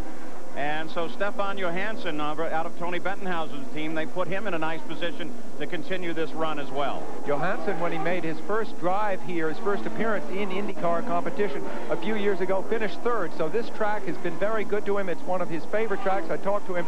He compares it with the great track at Pau in southern France. We expect the green flag to come out this time around to the new race leader, Robbie Gordon, who picked up the lead on the spot. The stop of Paul Tracy, and you see he's actually third car in the order. That's as a result of all the stops that came under this caution. And now he tries to work his way around Gilles de Ferran. But he's smart. He could have made a desperate lunge, but he kept it under control. It's possible even Gilles de Ferran doesn't know. He might be thinking he's leading right now. But Robbie Gordon is the leader. And with that stop, by the way, Johansson dropped through the field as he came across the line. The stop was made on the last lap, so the EDS scoring indicated it prior to the green flag coming out, and Johansson's now dropped down in the order to 14th, and Andre Ribeiro is in second place. So we'll take a look at Andre right now. Honda Power. It's Gordon that he should be chasing ahead, though not immediately ahead. And directly behind him is Jimmy Vasser. You know, another thing you got to remember, little Al, who was leading the race before, didn't come out too good at his pit stops. He's clear back to 7th. Now, the reason there's... De Ferran's in trouble. And Ribeiro pulls out to block Pruitt. That could be another yellow flag coming up. If it is, it's really going to be interesting here. This will be a battle for position as Pruitt tries to get around Ribeiro. Pruitt really wants by Ribeiro. Remember, both these men on Firestone, so there's a kind of rivalry here. And the early leaders, Michael Andretti and Al Unser Jr. just behind them as they try to get up to the front again. Front position currently occupied by Robbie Gordon. So the tactics and the pit stops have made this a fascinating race. It's certainly not turned out the way it was planned for some of them. Little Al came out of the pit slow. As you can see him, just went by in the #1 red and white car. Right there you can see him at the top of the screen. Came out in 7th place. Not too good for a Penske pit stop there. Boy, Scott Pruitt keeps trying him just ahead of Ribeiro there. You see Jimmy Vasser. Remember that just 2 weeks ago, Vasser led the Indy 500 before he was put out by a crash. Vasser told me the other day he loves driving for Chip Ganassi, his new car owner, because Chip likes to see the car go fast, doesn't really mind or complain when it gets wrecked, as long as it's moving fast when it happens. So it's Gordon, Vasser, Ribeiro, Pruitt, Michael Andretti. Lynn St. James, you've been keeping an eye on Andre Ribeiro. Yes, this team's kind of quiet, but they're really getting very excited, and the job's obviously there. They said they're racing out there, but, you know, the point is that Andre Rivero came in on lap 32 for fuel, so I would say if we're green the rest of the way that they won't be able to go the distance. They're not saying anything, but it would be really, really tight. Well, I think they're probably conserving a little bit because Andre Rivero was just passed and quickly by Scott Pruitt, who darted out and around him, so maybe they have the fuel set down a little bit to try and conserve. That puts Scott Pruitt in direct contact with the second-place car of Jimmy Vasser. That's Gugelmin just ahead. He is not on the lead lap. The leader of the race, about 4 seconds ahead of this fight, is Robbie Gordon. Let's go to the pits once again. Well, a problem for Gilles de Ferran's car. He's come onto pit road, and the report from Jim Hall and company, the owner of the car, is the fact that de Ferran has reported no throttle control. That's not a throttle cable. It's the electronic control that sets the lean or the rich mixture on the car, so they're back into an electronics problem. And one of the things that we've seen in the last couple of years is when you have that kind of a problem, you bring a laptop computer out and download the information. Boy, and I can look on the front of that yellow car and see somebody's tire marks right on the nose that you're standing by, Jack. Jimmy Vasser runs in second place. Mauricio Gugelmin in the car in the front, not a factor. They're chasing chasing Robbie Gordon. Allenser Jr. is back behind Michael Andretti. Jimmy Vasser, I'll tell you what, he can be a lot of fun away from the track as well. We were laughing with him about the fact that he has Joe Montana now as part of the team, sitting up on the scoring stand. He says, yeah, I'm going to have to show Joe a little bit about passing here today. Vasser from Discovery Bay, California. Look at little Al Mario coming up now. Trying to get by Gugelmin there. Whoa, and they all get caught up trying to get around Gugelmin. Allenser Jr. was right on the back of Michael Andretti in a fight for fourth. And look at Fernandez as he comes in. Fernandez runs in sixth place. I said Mario, and I meant Michael. I'm so used to seeing Mario in trading in my racing years. Fernandez in that green and red car is having himself the best race of his year. There he is, center screen. One reason might be that he's planning to move near here, just across the river in Bloomfield Hills. He's going to make his new home. And Bobby, the Bobby and Mario years, that's ancient history in racing now. Well, I don't like to think that it is now. There it is. Fernandez on the inside, picks off Gugelmin. Teo Fabi is the next in position. And then Villeneuve just behind him. That takes you down through your top 8. Marco Greco runs 9th. Emerson Fittipaldi's worked his way back up to 10th. Leader is still Gordon. Fastest lap thus far has been turned by Michael Andretti at 104 miles an hour. Doesn't sound all that fast when you think of 220, 225 at Indy, 230 at Indy. But believe me, on this tight little course, that's hauling. Yes, it is.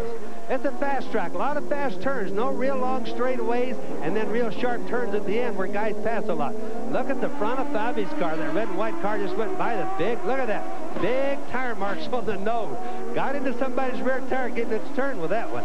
47 laps are complete. 77 laps the scheduled distance. 161.7 miles, the distance scheduled. In 3 successive weekends, these drivers go from 230 miles an hour of speeds at Indianapolis to 160 on the mile at Milwaukee to just over 100 here on the road course at Belle Isle. A compression of speed, but with the situation changing, it just shows you what great variety this IndyCar series has.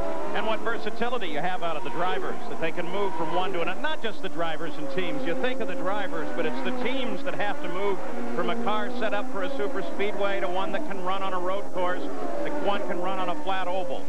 Sure. Now we keep an eye on Michael Andretti and Allenser Jr. This developing into a battle for 4th place. Michael has it right now. The engineers really earn their money, don't they, Paul? And then some. And then some.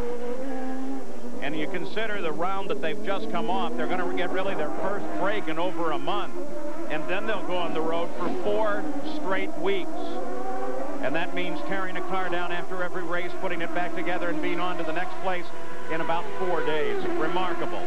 So 48 laps of 77 complete. Robbie Gordon, the pole sitter, is back at the top of the order. Vasser is second. This Ford Fact is brought to you by Ford and your Ford dealers. Have you driven a Ford lately? With a pit lane speed imposed on road circuits and on street circuits of 80 miles per hour, IndyCar uses a handheld radar gun similar to what you'd see a highway patrolman use, but they use it so they can roam up and down pit lane and get various readings. Now, recently, they've introduced Doppler radar for even increased accuracy. Now, the teams aren't left behind. They have a new high-tech system for controlling the speed in the pits. A driver can press this yellow button when he enters the pits. That sends a signal back to the ECU, or engine control unit. That manages most of the systems of the engine. It takes spark, then, away from the spark plugs, making the engine run rough. Therefore, the driver cannot exceed the 80-mile-per-hour speed limit. But here's where the driver comes in. If he holds the throttle flat out on the floor, the engine's trying to hold back, and it tends to surge maybe by 3 miles per hour. But if he holds it just at about 30% throttle, this system is extremely accurate. And believe me, a couple miles per hour here in the pits can make the difference between winning and losing the race. In these mountains, you need a tough truck. Dave Ashley, search and rescue volunteer. Trails, I tend to make my own. It's one torture test after another. But the people I'm looking for depend on someone to find them. Well, I depend on something too. My Ford F-Series. How do you learn a job like this? Let's just say I drive something tougher than a golf cart on the weekends. Ford F-Series. The best-selling trucks are built Ford Tough.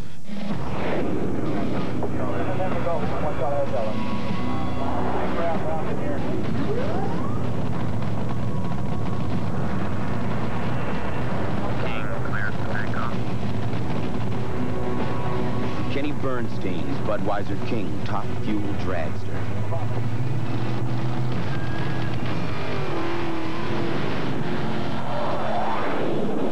Who says you need wings to fly? Here's the situation that set it up. Salazar lost it while he was being chased by Johnstone and went to the outside at the same time that Parker did. And that caused a wreck for both of them. And the fire that you saw spring up there was a magnesium that just flash burns like that. There's Parker Johnstone as he heads back for the pit area. He seemed to be pretty upset about that confrontation. He was running so well. Tonight on ABC, a special hour of America's Funniest Home Videos, followed by Lois and Clark. And then Suzanne Summers in a wonderful movie event based on her own life story, Keeping Secrets. That's all tonight here on ABC. So we're under a full course caution once again. There's Eliseo Salazar. They're obviously both okay. They were running very tight together, and Parker was having just a terrific run. We've had some other indications. Andre Ribeiro apparently is having a gearbox problem. He still runs in 15th, right at the back of the order. There are 15 cars on the leader lap, but once again, our full course yellow, the 5th of the day, slowing this race average speed down and creating a wonderfully tactical situation for the teams trying to stretch fuel to the end. But then there's also those just enjoying the run, eh, Jack Arute? Well, Paul, actually, it was kind of a little hot and heated down here for a couple of seconds in Ganassi, Montana racing, because you guys were trying to come up with some strategy. Now, you were just sitting back watching it all, Joe, and then your co-owner came around and tried to decide whether they should pit or stay out. Well, I'm not involved in those decisions, thank God. But, you know, he's been around this a long, long time, and he knows a lot. He knows a lot more than I do about it, and I'm just here to root him on, that's all. Yeah, but Chip, you were telling me before that the learning curve is a little steep, but he's really picking up on it. And I understand that what you're going to do here now is run the dice out as far as you can. You may not come in. I'll tell you, Jack, it's shades of Indy all over again. You know, we needed a yellow. We got a yellow here, and we're pretty sure if the moon and the stars and the planets lined up, we're going to be on target and make it to the finish. Well, I don't understand that one, but let's go to Lynn St. James. Well, obviously, when we have yellow, sometimes it gives an opportunity for drivers, but for the ones that are in the yellow, cause the yellow, it's a real disappointment. Parker, what happened? Well, it's not the way we like to get on TV. We've had a real tough weekend, but this morning, Comtech Racing Team put together a great car. We started at the back. We had moved up to 9th place. The good folks at Motorola were supporting us, and they've got a lot of people here, and we were really enthused about this race. And on that last restart, I came up behind Eliseo and tried to make some different moves on him and just couldn't get by. This place is really difficult to pass, and he made a slight mistake coming onto the long pit straight. Not much. I mean, just a bobble, and I got right underneath his gearbox. And I had been going in here pretty deep all day, and I went up underneath him, and he turned in and obviously just didn't see that I had moved underneath him because it's a very fast corner on the racetrack. It's a difficult place not only to pass but to see. So my apologies to he and Dick Simon and all the guys on his team, but it was one of those racing incidents, and we didn't have time to wait, and it's just one of those things that happened, which is unfortunate, because all the guys at Comtech and Honda have done a tremendous job, and what a great car I had. great racing, trying hard, didn't quite turn out right. Well, as you know, if it were easy, everyone would do it, but that's what makes racing racing. Thanks very much, Parker. Parker Johnstone, quite a gentleman. So we're under the full course caution again with Robbie Gordon as the leader in 51 laps now complete. Jimmy Vasser with a good run in second place right now. We'll be back after this message. Gentlemen, I smell business opportunity somewhere. Where? By the time these guys notice how much opportunity the sports and entertainment industry holds, This way? I don't know. The most exciting opportunity of all. That way? Maybe. Will be gone. This way? That way. Because Madison Square Garden is already part of ITT. Oh. For 75 years, ITT, the one to follow. Today, millions of Americans are running faster with the same size engines and farther on the same amount of fuel. Millions have discovered the patented advantages of the split-fire spark plug, a difference that delivers on every stroke of every piston. 5 extra horsepower by merely installing these plugs, a 4.8% gain in mileage. If you're not running the split-fire, you're probably behind someone who is.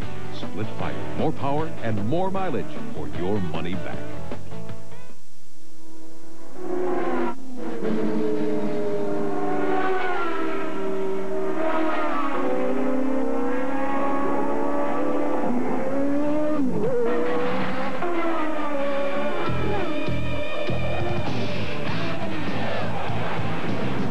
The all-new Miller Genuine Draft Bobby Ray Hall IndyCar. Awesome. When opened up. Let me guess.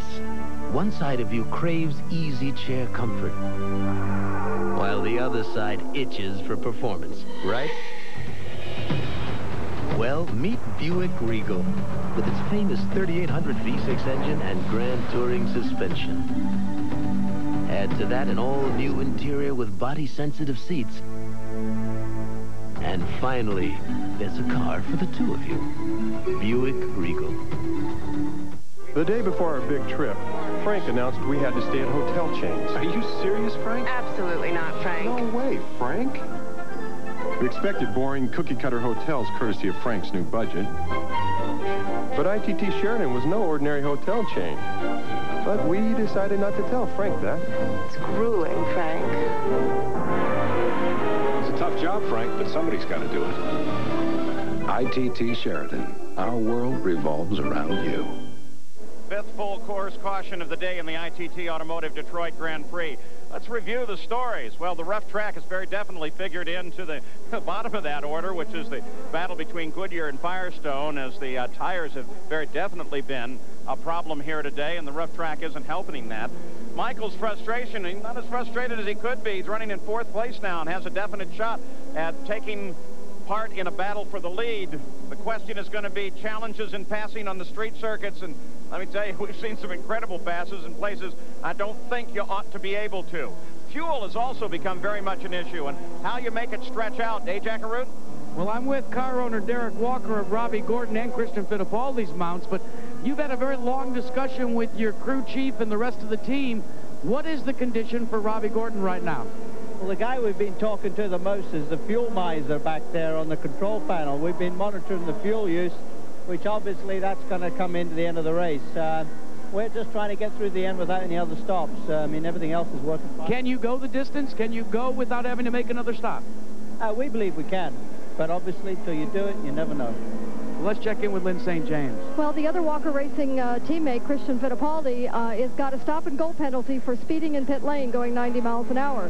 And I asked the crew chief, I said, did he use his button? On every steering wheel is this button, and when you engage that button, it actually engages a pit lane speed control. It's not cruise control, but it actually is predetermined by the computer, preset, that no matter what gear you're in, it automatically will limit you to going only 80 miles an hour, which is the speed, limit in the pit lane. They don't know if he used it. Obviously, he didn't, or he wouldn't have had that black stop and go. Of course, part of it is how you set the numbers in for that and whether or not they were set in correctly. So Goodyear has been a formidable presence here at the Detroit Grand Prix, not only on the track, but above the track with the Goodyear blimp Spirit of Akron, which is hovering overhead, providing us with spectacular aerial views. We're under full course caution. Robbie Gordon leaves it. Jimmy Vasser is up from 17th or 14th into second place. And we're going to have a nice sprint to the finish. We'll be back. We put these glass walls on the course at Road Atlanta to demonstrate the wet traction and performance of the Goodyear Eagle AquaTread. Racing-inspired dual aqua channels sweep water away for outstanding wet traction. Broad shoulders add aggressive grip for precise cornering. Its unique tread compound helps you stick to the road. You get the performance of an Eagle, the wet traction of an AquaTread. Eagle AquaTread, only from Goodyear.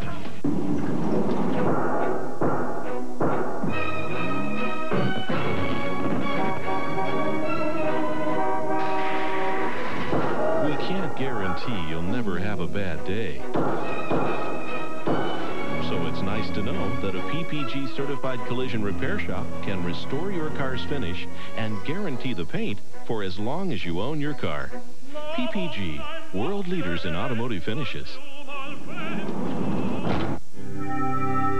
It has a four-wheel independent suspension system designed to hug the corners and fly down the straightaways. It has a gleaming red finish, durable enough to withstand vigorous bumping. It seats one comfortably. And although this vehicle will never win any speed races, it will help you come out ahead week after week in the checkout lane.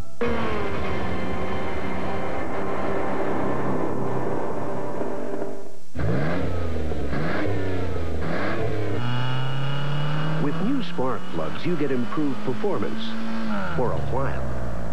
But only Bosch Platinum has a pure platinum center electrode that's heat-fused for an airtight seal. So Bosch Platinum reaches its self-cleaning temperature faster for full engine power over a longer performance life, which means you'll replace a lot of other things before you change your Bosch Platinums. Bosch Platinum, the ultimate spark plug. Gentlemen, I hear automotive opportunity somewhere. Where? By the time these guys notice that automobiles aren't just a necessity. This way? Maybe. But an opportunity. That way? I don't know. The best opportunity in the business will be gone. Where? Right there. Because ITT Automotive already supplies parts to every major car maker on the planet. For 75 years, ITT, the one to follow. You're with ABC Sports at the ITT Automotive Detroit Grand Prix on Belle Isle in Detroit, a 2.1-mile, 14-turn temporary road course. We're under a full course caution. After 53 laps, this was the order. 77 laps, or 161.7 miles, is the scheduled distance. And there are some very interesting tactics now beginning to be, well, not now, they've been playing them the whole race, haven't they, Jack? Oh, Paul, this, I think, started probably last night when people tried to run the scenarios out. A little bit different than the type of race we had expected, but everyone thought fuel would be a situation. Now, Jimmy Vasser, who currently runs in second, according to Montana Ganassi Racing, they think they can go the distance because they've had a sufficient number of caution laps. The same, though, although Derek Walker said it on camera, he seems to also think that maybe the people that are chasing the leader, Robbie Gordon, his car down, have to make an additional stop. So it depends on whether Robbie Gordon's car owner, Derek Walker, wants to play it close to the vest or play it like a blackjack game. It's right now it's showing 17. Do you want to take another hit? Go back to Scott Pruitt. He can go the distance. Michael Andretti and Al Unser Jr., both of them, according to our information, should be able to go the distance as well. But let me tell you one thing that I've learned about racing after about 15 years on the IndyCar circuit. You can forget about everything I just said because when they drop the green flag, it all goes out the window. Yeah, and then you got a guy like me who hits on 17. 6 places, Fernandez, then Fabi, then Villeneuve, then Tracy, then Fittipaldi. It all looks like they can go the distance. That's Emerson Fittipaldi. Ready to go green. Just keep in mind, Robbie Gordon and Vasser have both gone 4 laps longer than all the other cars on their pit, so they're 4 laps worse shape on their fuel. As they're ready to come back to green flag racing, you look down above the Detroit River, the Honda Helicam, and you look across the river into Canada. River splits around Belle Isle. Great unlimited hydroplane race. The Gold Cup held here as well. There's that camera mounted outboard of the helicopter, giving those great runs down the backstretch. What I think is fascinating is that, generally speaking, the Indy cars can outrun the helicopter down that stretch along the river there. Interesting, the experience level among the first three drivers, Gordon, Vassar, and Pruitt, just one win among those three drivers, but 57 wins between Michael Andretti and Al Unser Jr. right behind him. See Robbie Gordon pitch the back end as he came around the pace car and head back to green flag racing. Green flag out. In pursuit right behind him is Vassar. Scott Pruitt runs in third place. Michael Andretti right behind him, the leaders all together. Now, these guys need to scrub off a little bit of that tire buildup that they get while they were under yellow. But after that, we've got to see a trophy dash type of a race. And I'll tell you what, we've got everybody in the field that's running for the lead, all right together on the course. Down through Teo Fabi, Jacques Villeneuve, who is 8th, Paul Tracy, who is 9th, and Emerson Fittipaldi, who's 10th. They're all together on the race course. And we've talked about the international aspect of this race, but yet the first 5 drivers are all Americans. Scott Pruitt making a look to the inside of Jimmy Vassar. On the restart, Jacques Villeneuve. Look at this. As Paul Tracy got outside him, and he almost lost it totally, but gathered it back up and saved it. Well, I showed you that kid's one good driver. He really should have lost that one. The heavy Indy car pitched like that. Nice piece of recovery. Nothing changes at the front. Pruitt still worrying Vassar. They're looking for holes, though, Paul. They really need to do this quick. They can't let Robbie Gordon get away. Vassar is trying to hold on. He's not necessarily gaining on Robbie, but look right behind. It's getting really crowded right there. Down the pit straight once again. 56 laps complete for the leader, Robbie Gordon. The battle is at second place. Vassar and Scott Pruitt. Michael Andretti now sticks his nose in, tries to get around Pruitt. You see Vassar in that red and yellow car right there. He came very close to winning at Indy. He had his best day so far in racing at Indianapolis, and I think that gave him a confidence that he had never experienced before. He's a good driver, Sam. He just doesn't know. He knows that Pruitt has got to take a swing at him occasionally here. He just doesn't know which turn or which side. But Pruitt has to try it. It's 2 seconds from first back to 5th place, Al Unser Jr. They're all right together, and nobody seems to be able to pull out much of an advantage. Robbie Gordon a little bit ahead, while Jimmy Vassar handles up the challenge from Scott Pruitt. Michael Andretti and Al Unser Jr. there watching, waiting, looking for an opening. Scott Pruitt in the red and white car, number 3 there. Pat Patrick's the owner. Puts a lot of pressure on his drivers. Likes good results. He never put pressure on you, Bobby. Well, I didn't drive for him very often, but I used to outrun his cars a whole bunch. You put the pressure on Pat. Robbie Gordon still in front. Came across the line 0.8 of a second ahead of Jimmy Vassar.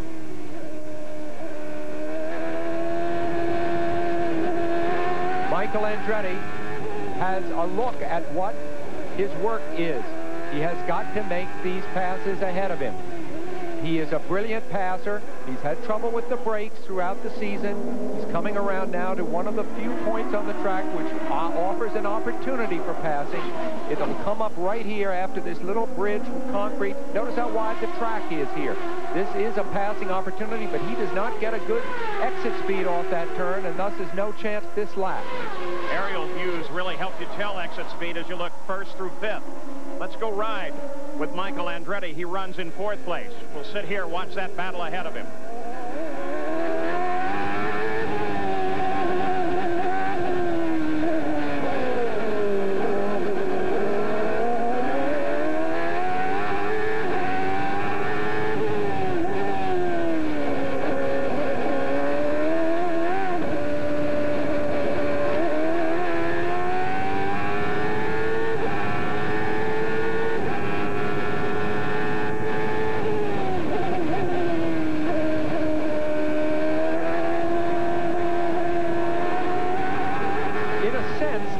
Starting to run out for Michael Andretti, both in this race, with just 18 laps to go now, and also in the championship. He languishes in 9th place, and if he's going to start making a move toward the front of the championship standing, it's got to be today.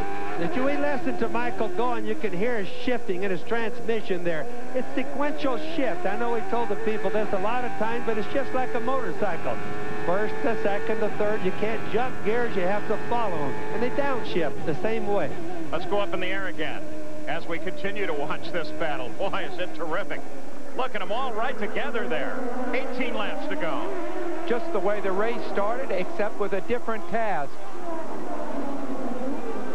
Battle first through fifth, all right together there. Lyn St. James, what a great run. Well, it's fantastic, and as Bobby was talking about the sequential gearbox, not only is it sequential, but it is now where you can actually keep your foot full throttle when you shift instead of having to kind of blip it.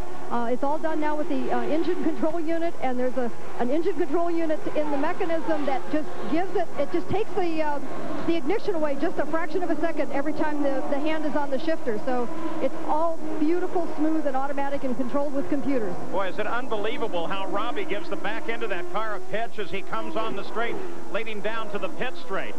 He really lets it track. That group's got to make him kind of nervous. I mean, he looks behind him, he says, wow, there's a bunch of hungry guys back there. Boy, nobody letting go. Jimmy Vasser's best finish, you see him in the red car there, on a road course is fourth back last year in Australia. So he is, in a sense, overachieving very much at this point. First through 8 have now closed up. They're all running together. First through 8 with 17 laps to go. The pressure's getting on. They're getting too close together without somebody making a real serious attempt at passing.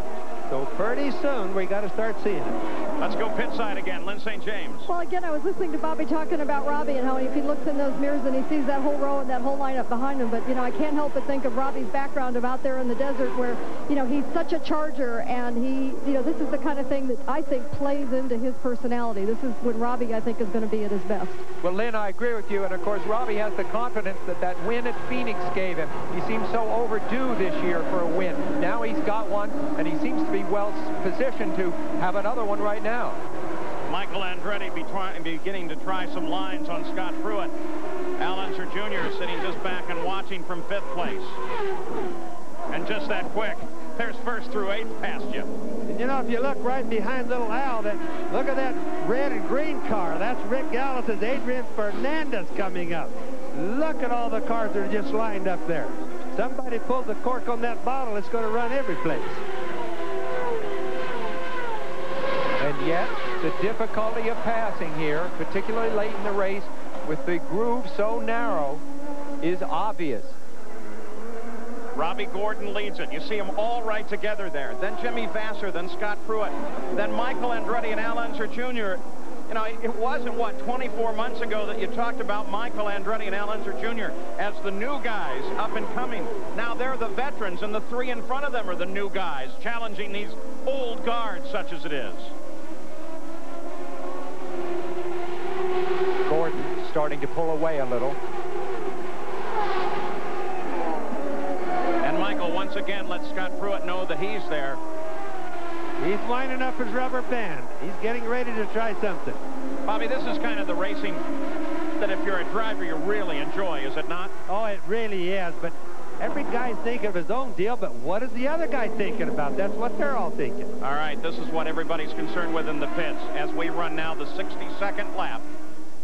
Robbie Gordon, Jimmy Vasser stopped on lap 37, and then 4 laps later, Pruitt, Andretti, Unser Jr. all made their stops. In fact, Unser Jr., Fernandez, Teo Fabi, and Paul Tracy all made their stops.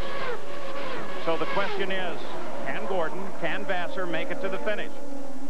Jack Arute, Robbie Gordon, can he make it to the finish? What do you think? Well, Derek Walker may be putting the first base card up because first Robbie Gordon restarted the race. He was running at 96% fuel. He has now been instructed to turn it up to 98% fuel. And guys, that may account for the slight lead he has over Jimmy Vasser. He's, as we used to say in the old days, turned the wick up just a bit. He's pulled the lead out to just over 1 second. Not much of a lead at all, especially no, but it's really stopping the other guys from being able to. You can see how Vasser's falling back a little bit. They can't try a pass on him, and that's what he's trying to prevent. But remember another thing. They had such a long yellow the last time. Probably brought him into the right frame on fuel. So first through 8th still run right together, nose to tail, all the way around. Nobody seems to be able to get anything done, though. I'd suggest to you that they're waiting until the last few laps, and then you're really going to see a scramble. We'll be back. There's a fine line of motor oil separating your car's engine parts that's as little as 1/1000th of an inch. But friction and heat can make motor oil become volatile and vaporize, weakening its ability to protect expensive parts. Texaco Havoline Formula 3 is formulated to control volatility, fight vaporization, and provide complete engine protection, no matter what you drive. And more life to your car. Take it to the star. Toyota Atlantic is much more than an exciting race series. It's the road to Indy. Champions like Rahal, Andretti, and Sullivan have taken this very same route. Toyota is committed to the Toyota Atlantic Championship because we may not know where the next series champion will come from, but we know where he's headed. Oui, monsieur. You know, this is all in French. Oui, monsieur. Well, I'll have that. Oh, pour les cordons bleus, très bien. Dave Thomas, the founder of Wendy's, is always looking for delicious new ideas. Boy, this would be great on a toasted Kaiser bun. And so, Wendy's Chicken Cordon Bleu sandwich was born with a whole breast filet ham, Swiss, and Grey Poupon Dijon mustard. And for dessert? I'll have that. Monsieur has ordered the Kocek roux. Wendy's Chicken Cordon Bleu. Order it with fries and a drink. The day before our big trip, Frank announced we had to stay at hotel chains. Are you serious, Frank? Absolutely not, Frank. No way, Frank. We expected boring cookie-cutter hotels courtesy of Frank's new budget. But ITT Sheridan was no ordinary hotel chain. But we decided not to tell Frank that. It's grueling, Frank. It's a tough job, Frank, but somebody's got to do it. ITT Sheridan. Our world revolves around you.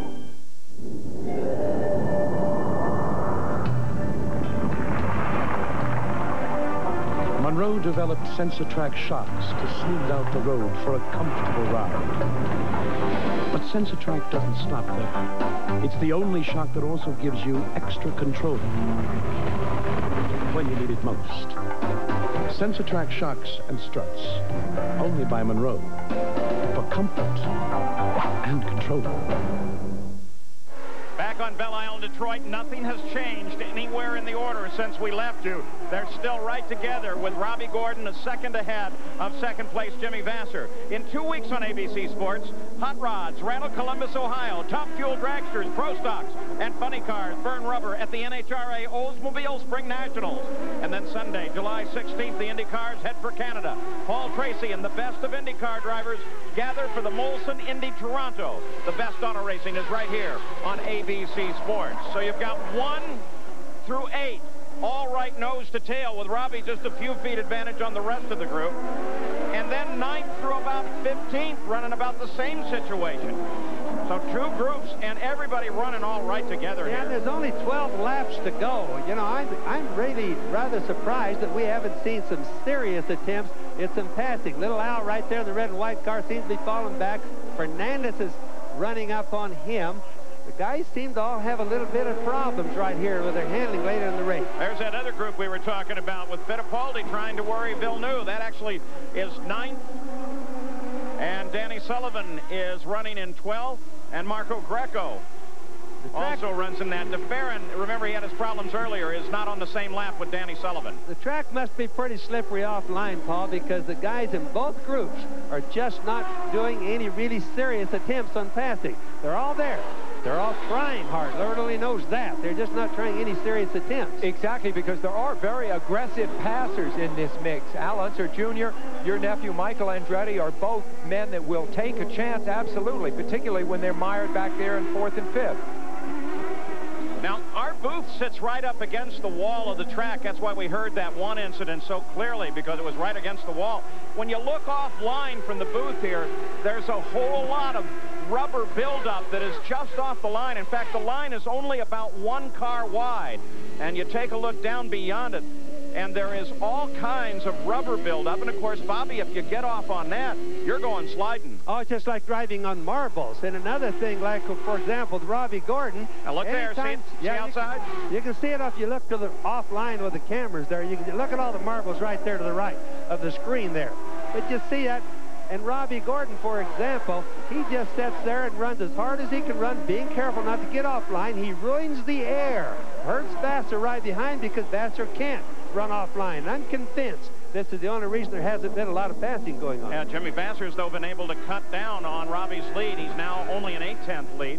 Jack Arute, you continue to watch Gordon. Well, I can continue to watch both of them, Paul, and the reason why that it's been able to be cut back down is because Derek Walker has radioed in to Robbie Gordon, go back to 96%. So we've gone from 98 to 96, and then he finished the broadcast with, "You're driving smart, just keep it up." In the meantime, in Chip Ganassi's pit, very little radio contact between Anderson, Tom Anderson, the chief engineer, and Chip Ganassi's driver, Jimmy Vasser. Instead, they're letting Vasser have his own head out there and run in second place. They continue to insist they, too, have no fuel problems. The first 6 cars are all running almost identical laps at 103.3 miles an hour. That takes you all the way down through Adrian Fernandez. And you can see Fernandez right at the back there. They continue to stay together. I love it. Well, Paul, our statistician, Russ Thompson, has just handed me a note. It says of the top 10 in points, 8 are in the top 10 in this race. So all of the players in the year are grouped together right at the front of this race. All 3 are the first 3 cars Ford power. The next 2, Mercedes power. The lap leaders so far, Robbie Gordon, 33 laps. Al Jr., 33 laps. And Paul Tracy, 2 laps. This is the first time a race has been held this year so far that Michael Andretti has not led a lap. And that point for the most laps led has not yet been decided. The way it looks now, maybe not decided until the end of the run. Still an issue. Fuel on Robbie Gordon, fuel on Jimmy Vasser. And everybody else seems to be staying right there, hoping that they'll be out of fuel. We'll come back for the finish with 68 laps complete after this message. What's popping?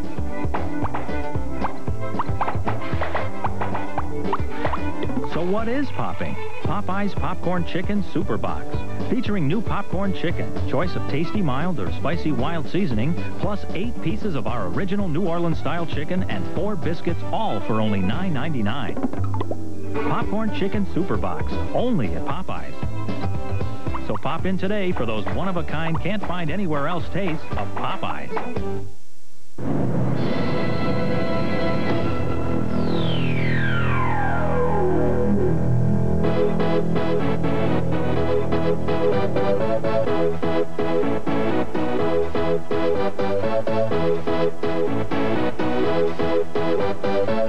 Y'all ready for this? The 1995 MTV Movie Awards from L.A. Brought to you locally by Gamma, B103, and Ice House Beer. Somewhere. Where? By the time these guys notice that automobiles aren't just a necessity. This way? Maybe. But an opportunity. That way? I don't know. The best opportunity in the business will be gone. Where? Right there. Because ITT Automotive already supplies parts to every major car maker on the planet. For 75 years, ITT, the one to follow. It was a bone dry summer's day, and I was reminded by a vision in black and gold that there's another cold filtered Miller Genuine Draft. So tell me, the cold one. Yo, boss. You know the beer, you know the taste. With Miller Genuine Draft, the world's a very cool place. Back on Belle Isle in Detroit, the EDS scoring computer shows that 2 seconds covers 1st through 6th. Nothing has changed anywhere in the order for you. They continue to be strung nose to tail. Robbie Gordon from time to time is able to pull a slight advantage, but there it is. That's the only advantage that he has. And 2nd, 3rd, 4th, Vasser, Pruitt, Michael Andretti, all right together. We watch Michael, for example, trying to work the outside of it, seeing if there is a little bit of pavement out there he can get a hold of. Remember, it's all marbles outside of the groove, and especially where they need the pass. Just a few seconds ago, they came up on the slower car of Hiro Matsushita, and Jack Arute reported that Derek Walker's team anticipated that, went down to make absolutely sure that Hiro was radioed, that the leaders are charging down behind him, and if he could, to please give him room, and that's exactly what he did. Hiro's pretty good about that. That's that big cement place right there that you saw that's great. Not tearing up this year. The track has really stayed good. It's the tires that have been peeling off. From time to time, Michael Andretti appears to poke his nose out as if he is testing, would you say, Bobby, the area where the marbles are? Yes, and yes. You just look at him running offline. He's hunting for a place, any place. He could be faster, but he just can't get by. And Scott Pruitt right ahead of him there. He's not sleeping either. He's been trying to get by Vassar the same way. So right at 10 miles, 5 laps to go. Pruitt is a veteran of a great many Trans Am races where you drive defensively like this in single file a lot of the time. So this kind of racing is very familiar to him. Again, the view down from the Honda Helocam. They always separate on the straightaways. That's because of the speed. They'll bunch up in the corners. But, of course, the corners is where the passing happens if it does. But Robbie Gordon is starting to pull out a little bit. He's about 1.2 seconds ahead right now. Battle second, third, fourth. Gordon starts into the corner ahead. There you see him. There you see the advantage. A couple of years ago when Gordon was a rookie here driving for A.J. Foyt, I asked him what it was like on the track. He said, well, it's like riding a bucking bronco. I'm completely out of control out there. I said, well, what do you do to bring the car back under control? Well, he said, oh, I just hang on tighter. Never occurred to him to slow up, and I don't think it does now either. He's in great physical shape. Of course, all these guys are at the front of the field. Michael continues to turn in a little bit earlier on some of the sweepers. The fitness is an issue with a track rough like this in a long, demanding race, you bet. I think Michael's also kind of hoping that those guys up in front of him there, Scott Pruitt and Vassar, will get into a little bit of a dogfight, get into a wreck themselves, or get a little confrontation, let him benefit from it. But I don't think it's going to happen. Do you, Bobby? It certainly doesn't look like it, Tim. It seems incredible, given the excitement of a few laps ago, how close they were, that no one has been able to make a move at all. And the only explanation is the narrowness of the groove, because if you try to pull out to pass somebody, you're just going to find yourself on pavement, which isn't going to offer any grip. Well, they're all afraid of that because the whole train would go by. We saw 8 positions here right in. Whoa! What did we see there? I thought I saw something lift off. You can look at the road. You see the cameras go by some of the turns. You can see all the rubber laying out there. This is exactly what's happening, or what's happened to the track that makes it just a one groove, hard to pass. So as we watch the front of the field, no change there. The question is the current points leader, Jacques Villeneuve, who sits back in the field, running currently in 9th place. And he is losing points by remaining back in this position. In fact, right now, he's going to allow a closure of 13 points, or nearly half the advantage that he had coming into this race. More than half the advantage. And if we look ahead to the next few races, which are road races, is this a hint of things to come? Robbie Gordon on the pole. Robbie Gordon leading this race with just a few laps to go. Jacques Villeneuve, who you see here in the blue and white car, maybe not so sharp on road races. He won Miami earlier in the year, so it's hard to believe that this isn't just an anomaly. But maybe it is a sign of things to come. Now, he's a good road racer, no question about it. Getting a setup right on this track is a very difficult thing to do. Riding Robbie Gordon, 3 laps to go. Still no change at the front of the order. Oh, what a great race this is. Robbie Gordon, who had, as I said earlier, a crash each of the 3 days that we've been here, is now absolutely precise and perfect when it counts the most. What a performance. 26 years old. Orange, California. 5 caution periods have the race average at 83 miles an hour, according to the EDS computer. Race record held by Paul Tracy from last year at 86.245 miles an hour. So those 5 caution periods really haven't had that much of an effect on the overall race record. White flag should be coming out next time by. Decision time for all these guys at the front of the order. Can Robbie Gordon hold on? Still the question of fuel for the first 2 cars. Gordon is protected by that cushion of 1.5 seconds from Vassar. Vassar can't make a move on him from back there. He's too far back. It would have to be a fuel issue or a mistake by Gordon.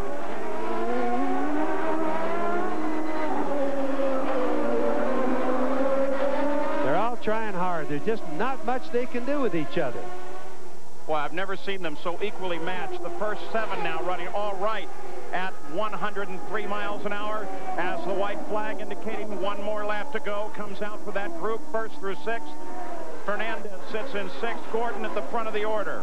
2nd, 3rd, 4th going through. 5th and 6th are Bilal and Fernandez just behind. Remember 2 hours ago when this race started, Gordon starting from the pole, beginning to fall back, to be picked off by one car after another. How he has now dialed the setup in at just the right moment. Now he's the fastest. If they can, where will they make their move? Vassar trying to hold off Pruitt. Michael Andretti sitting there waiting, looking for his opening. Again, comes a little bit offline. Robbie Gordon making the final set of turns now. And Scott Pruitt climbing right on the back end of Vassar. Michael Andretti closing on Pruitt. If the pressure doesn't get to them, they just won't make any mistakes. A final shot down Sunset. Oh, Michael sliding out. Here he comes. No, looking, no. Again, he took a look. Decided on the same line in through the corner. Here comes Robbie Gordon. Checkered flag lies just ahead. Will anybody else make a move? They make that final bend. And the checkered flag for Robbie Gordon. Vassar is 2nd. Pruitt is 3rd. Michael Andretti is 4th. Alonso Jr. comes across in 5th. And Adrian Fernandez finishes in 6th. 1st through 6th, right through the order. And now Robbie Gordon has managed to split his wins. 1 on an oval, 1 on a road course.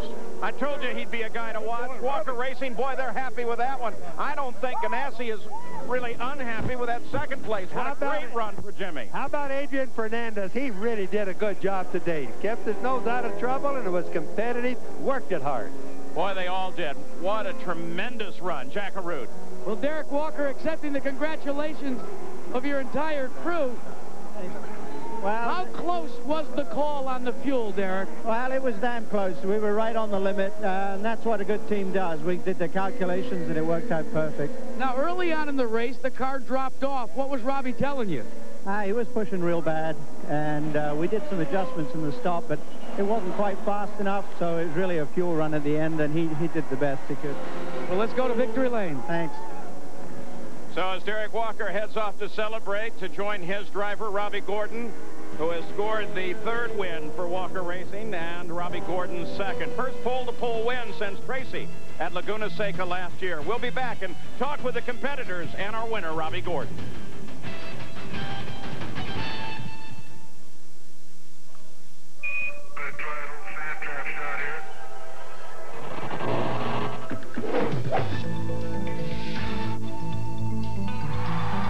Only one satellite TV system offers the most sports, from most channels to the best coverage. The Full View Satellite TV system. It's one giant leap in home television. Houston, could you repeat then the whole thing again, please? Get free home installation. Call 1-800-778-4900 for a dealer near you. Ford Contour brings you a world of innovative safety ideas, like the steel safety cell.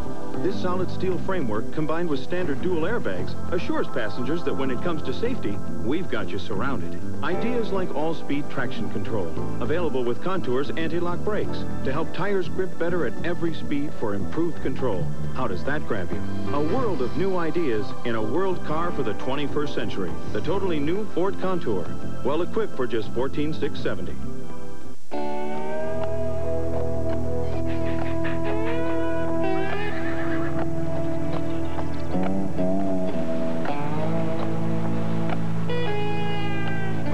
Put 700 of the world's most powerful horses together, and what do you get?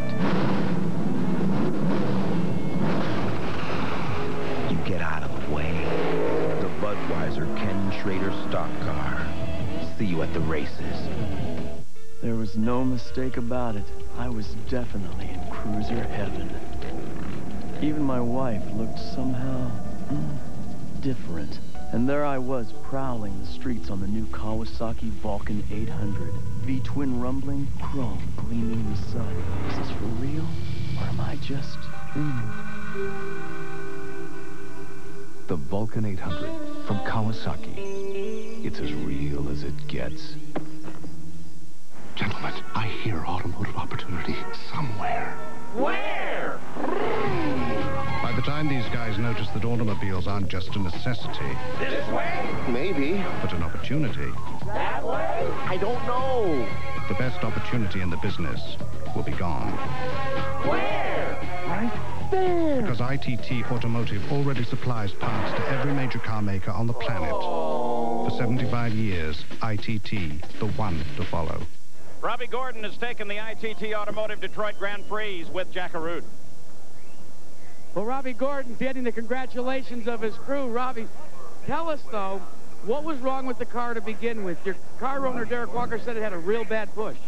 Well, the deal was Goodyear had an option tire, which was a little harder, and we knew about 10 laps in the race we were going to be big trouble, and that's exactly what we were in. I mean, they were going by me like I was standing still, and you know, I just got to give credit to Derek and the whole crew. These guys just did a great job, including Ron, the guy that did the fuel. I mean, he just did a number on it today. Let's talk about the fuel for a second. You knew it was going to be close. They kept talking back and forth, go to 98%, go back to 96%. You really got to put a lot of trust in that crew. Maybe even a little lower than that. You know, these guys were just great. You know, we were running on fumes at the end, but they made the call. It's twice this year that we've won races by fuel mileage, and you know, the whole crew. Derek made a great call on saying pit at that one accident. It put us in front of the guys, and we just held it there. You know, Jimmy was catching me a little bit, but we just kept enough cushion between us to stay on our tires. Now, Jack Villeneuve did not have a great day. Questionable whether he even finished in the top 10. You said at Milwaukee after the race that you were going for the points championship this year. How do you feel about it now? We're ecstatic. You know, I don't know if we led the most laps or not, but if we did, that's another point. You know, we qualified on the pole. That's a point, and then the 20 for the win. So we should be real close to Jock right now in the championship. It's going to be great. Well, it's also the first time, Paul, that a winner has started on the pole and gone to victory lane since Paul Tracy did it all the way back at the last race last year in Laguna Seca. Let's check in with the second-place finisher in Lynn St. James. Okay, we're here with a very jubilant crew, I'll tell you. Jimmy Vasser, you know, I think it was racing at its best. And, you know, you're fit, you don't look tired, but you gave it everything you had. Yeah, you know, it was all I could do to just stay with Robbie or try to catch up to him a little bit once in a while if he pulled out. So, you know, making a pass or something like that would have been on this track very, very difficult. So I just tried to do everything the same lap when I noticed that Pruitt couldn't overtake me and I could stay where I was and maybe just perhaps wait for Robbie to make a mistake, and he didn't. But we're real happy to finish second with the Target STP car. I think this is your highest finish at IndyCar racing. It was really perfection. It seemed flawless to me for the top probably 8 or 10 cars.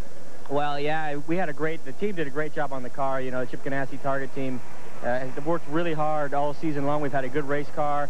We just unfortunately had some mechanical failures on a few races where we should have been in the same position, I think, and it just feels good to finish. Well, now we've got a coach here, and we got Els, who's also an owner, who I think gets a happy birthday. Oh, yeah, this is a great birthday present, I'll tell you. It's not a better way to do it than to see him up there. Racing at its best, huh?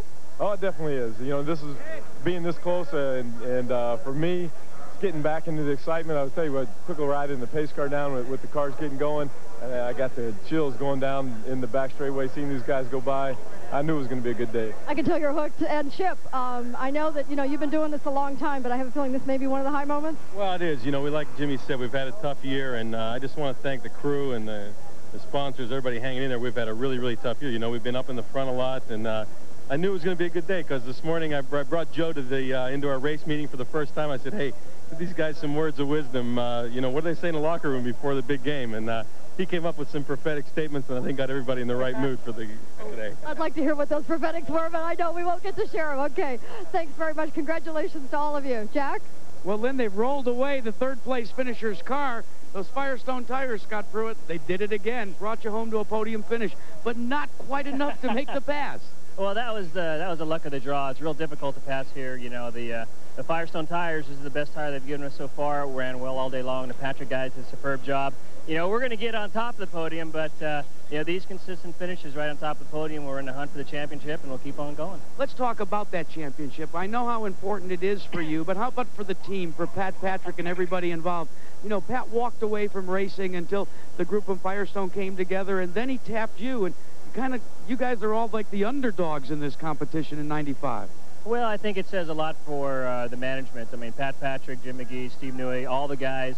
You know, we've come a long way in a short period of time because, I mean, we weren't a team until this year as far as coming together, and they've done a fabulous job. Pat really understands the business. Jim really understands the business, and you know, we just keep this going like this, and we're going to have a great season. Well, how about you understanding the business with road racing coming up? Road races coming up, a few of them left. Are you going to be able to make it to victory lane soon? I certainly hope so. I mean, this was just luck of the draw. Any one of us could have won. This is just a real difficult track to pass on, and, you know, we'll just have to wait and see what happens. But we definitely got it. The right set of circumstances will come home with a win. We'll go get another one of those trophies on the podium. Let's check in with Paul. Well, congratulations to the top three. IndyCar announced their 96 schedule today, adding Rio de Janeiro, Brazil. Now, 2 TBA dates. They're trying to work out the exact transportation for those two, but they're going to fall apparently between March 3rd and April 14th. And then the regular lineup: Long Beach, Nazareth, Milwaukee, Detroit, Portland, Oregon, Cleveland, Ohio, Toronto, Brooklyn, Michigan for the 500, Lexington, Ohio, Elkhart Lake, Vancouver, and finish up the season on the 8th of September at Laguna Seca in Monterey, California. That's the schedule for 1996 for the PPG IndyCar World Series. Michael Andretti finished today in 4th place. He's with Lynn. Well, Michael Andretti, it's probably one of the first times in a long time you haven't actually led a race, and I know you're disappointed, but at the same time, I know you had a really good car, but there was just nowhere to use it, to be able to get it out there. Exactly, nowhere to use it. It was all track position. We definitely had the quickest car because when I was behind the group, the lead group, I'd be running 13.1s, and then I'd back off a little bit to see what I could do by myself, and then I'd do a 12.4 by myself. So they were slowing me up a ton, but I just couldn't pass them, you know. They got very lucky with that last yellow because we were looking good up until the last yellow because they would have had to pit again, and then we would have been home free. But, you know, that's the way it goes. But you have to say that, I mean, with the precision of which everybody was running in those top 8, or it was really, because it was not only in front of you but behind you, that it's kind of road racing at its best, and from a street course standpoint, I mean, it's not maybe the finish you'd like to have, but at the same time, looking from it, it was really good racing. Oh, yeah, it was really tight. You know, when you have a track like this, it's difficult to pass, and you have a guy that's slowing the bunch up, yeah, it makes it more exciting, and that's what you had. But, you know, it makes for tough racing, though, when you have a fast car and you can't use it. Yeah, it's hard. But Portland, huh? Yep. Okay, thanks again. Gentlemen, I hear automotive opportunity somewhere. Where? By the time these guys notice that automobiles aren't just a necessity. This way? Maybe. But an opportunity. That way? I don't know. The best opportunity in the business will be gone. Where? Right there. Because ITT Automotive already supplies parts to every major car maker on the planet. For 75 years, ITT, the one to follow. Starting on up, you're behind the wheel. Move it down the road now, see how it feels, yeah. Add more life to your car, take it to the star. From Texaco Clean System 3 gasolines to Haviland Formula 3 motor oil and Texaco antifreeze coolant, there's no better place to take your car than to the star. Add more life to your car, take it to the star. Wet roadways like this inspired Goodyear's newest all-season AquaTread radio, the all-new Goodyear AquaTread 2, with a deeper, wider aqua channel to sweep water away for outstanding wet traction and a new TreadLife compound. Goodyear gives you a 65,000-mile warranty, so you've got wet traction when you need it. The all-new 65,000-mile AquaTread 2, only from Goodyear. At Chevrolet, we're not just out here winning. We're testing suspensions, developing more powerful engines, and learning more about aerodynamics. Because if you want to bring more race-winning technology to the street than any other car company, sometimes you have to work weekends. That's genuine Chevrolet. This ESPN special presentation is brought to you by Texaco Haviland Formula 3 motor oil. Add more life to your car, take it to the star. By Kawasaki Jet Ski Watercraft. Call 1-800-661-RIDE for a dealer near you. By Goodyear, #1 in tires. And by ITT, for 75 years, the one to follow. Back with the final results of the ITT Automotive Detroit Grand Prix. Robbie Gordon, great finish, wrapped up all the points. Pole, most laps led, and the win. Jimmy Vasser, that's his best career finish. 6 races in a row now that Teo Fabi has finished in the points. And Scott Pruitt's been in the points 7 out of 8 races. As you take a look at the unofficial results, not anticipating any protests here today. A lot of cars, though, very expensive race. 9 different cars involved in contact with one another or the wall. So there's your official results. Let's go now back to the pit once again and Lynn St. James. Okay, well, we're with Jacques Villeneuve, who's a disappointed but a finisher. Jacques, you didn't have the best car out there today, so you had a lot more work to do probably because of it. Well, we thought it was okay after the warm-up. We had very old tires, and they didn't go off, and the lap times were fast. But once we got in the race, after a few laps on the first set of tires, the rear just got very loose. Then on the first pit stop, I went in the pits wide because Pruitt's got his hose very wide, and I didn't want to run over it, so we couldn't fuel, and we didn't get any fuel in the first pit stop, and lost some time there. And afterwards, during the race, some reason the front tires grained, and we lost the front end, so the whole race was a lot of work. A lot, too much work, but at least you got to finish. Thanks. Congratulations, Steve. Yeah. Okay, Jack. Well, then the guy that finished at 5th place led for a while. What was the pass like that you lost the lead? Well, we lost the lead when we came in on that final stop, and then trying to get back out, you know, we just, I guess Gordon and Vassar had pitted earlier, and they lucked into that last yellow. You know, you just can't see that coming, and so that last yellow they were able to stay out because we were expecting them to pit. Well, Paul, though, for Al Unser Jr., it's unofficially 4th in the points. That's what's very important today, and he did say that the race would be won and lost on pit road. Well, Al Unser Jr., this finish here next Sunday. Get your kicks here on ABC Sports. We'll travel to our nation's capital for a world-class soccer showdown. The United States battles Mexico in Washington, D.C., live from RFK Stadium at 3:30 Eastern, right here on ABC Sports. And the points after today's run, well, Jacques Villeneuve fell 17 points off. He really gave up a lot of points with that run here today, and Robbie Gordon certainly closed in. Scott Pruitt now sits in 3rd. And we look at the rest of the point standing. Adrian Fernandez had a terrific finish today. Let's talk with him right now. Well, Adrian, it looks as if you didn't go 200 miles. You're really refreshed, but running in the middle of that pack, you closed it up. Tell me just what it was like. I don't know what else to ask you on this one. Oh, it was, you know, it was just 100% all the time. It's with the guys we were running, they were flat out all the time, and I was pushing Al Unser Jr. a lot. I was closing to him in some slow corners, and I was waiting for him to make a mistake because I was never close enough to really make a legitimate pass, but he never made a mistake, and just the guys did a terrific job. Well, when you talk about the young guns, you better count this cat in, too, because he's going to make some history before this season's over. Boy, no doubt in my mind. I'll tell you what, the versatility of all of the competitors battling in the Nations Cup, United States still out in front, no change in the order.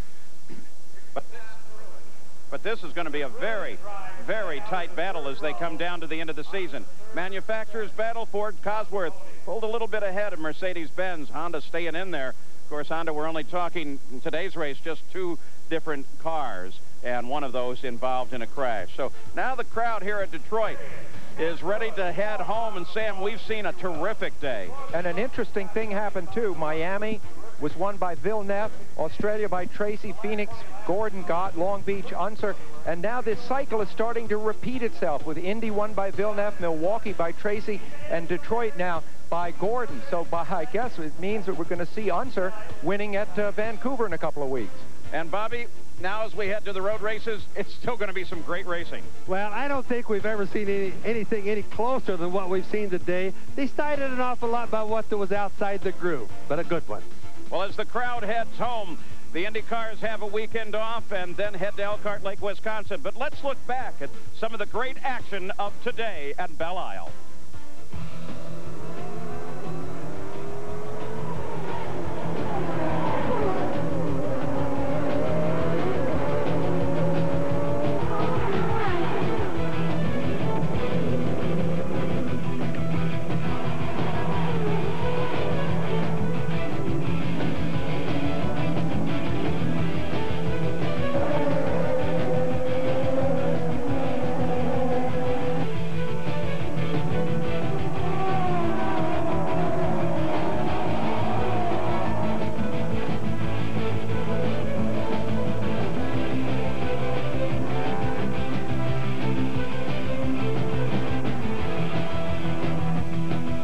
IndyCar Series resumes in 2 weeks from today at Portland. Coverage on ESPN.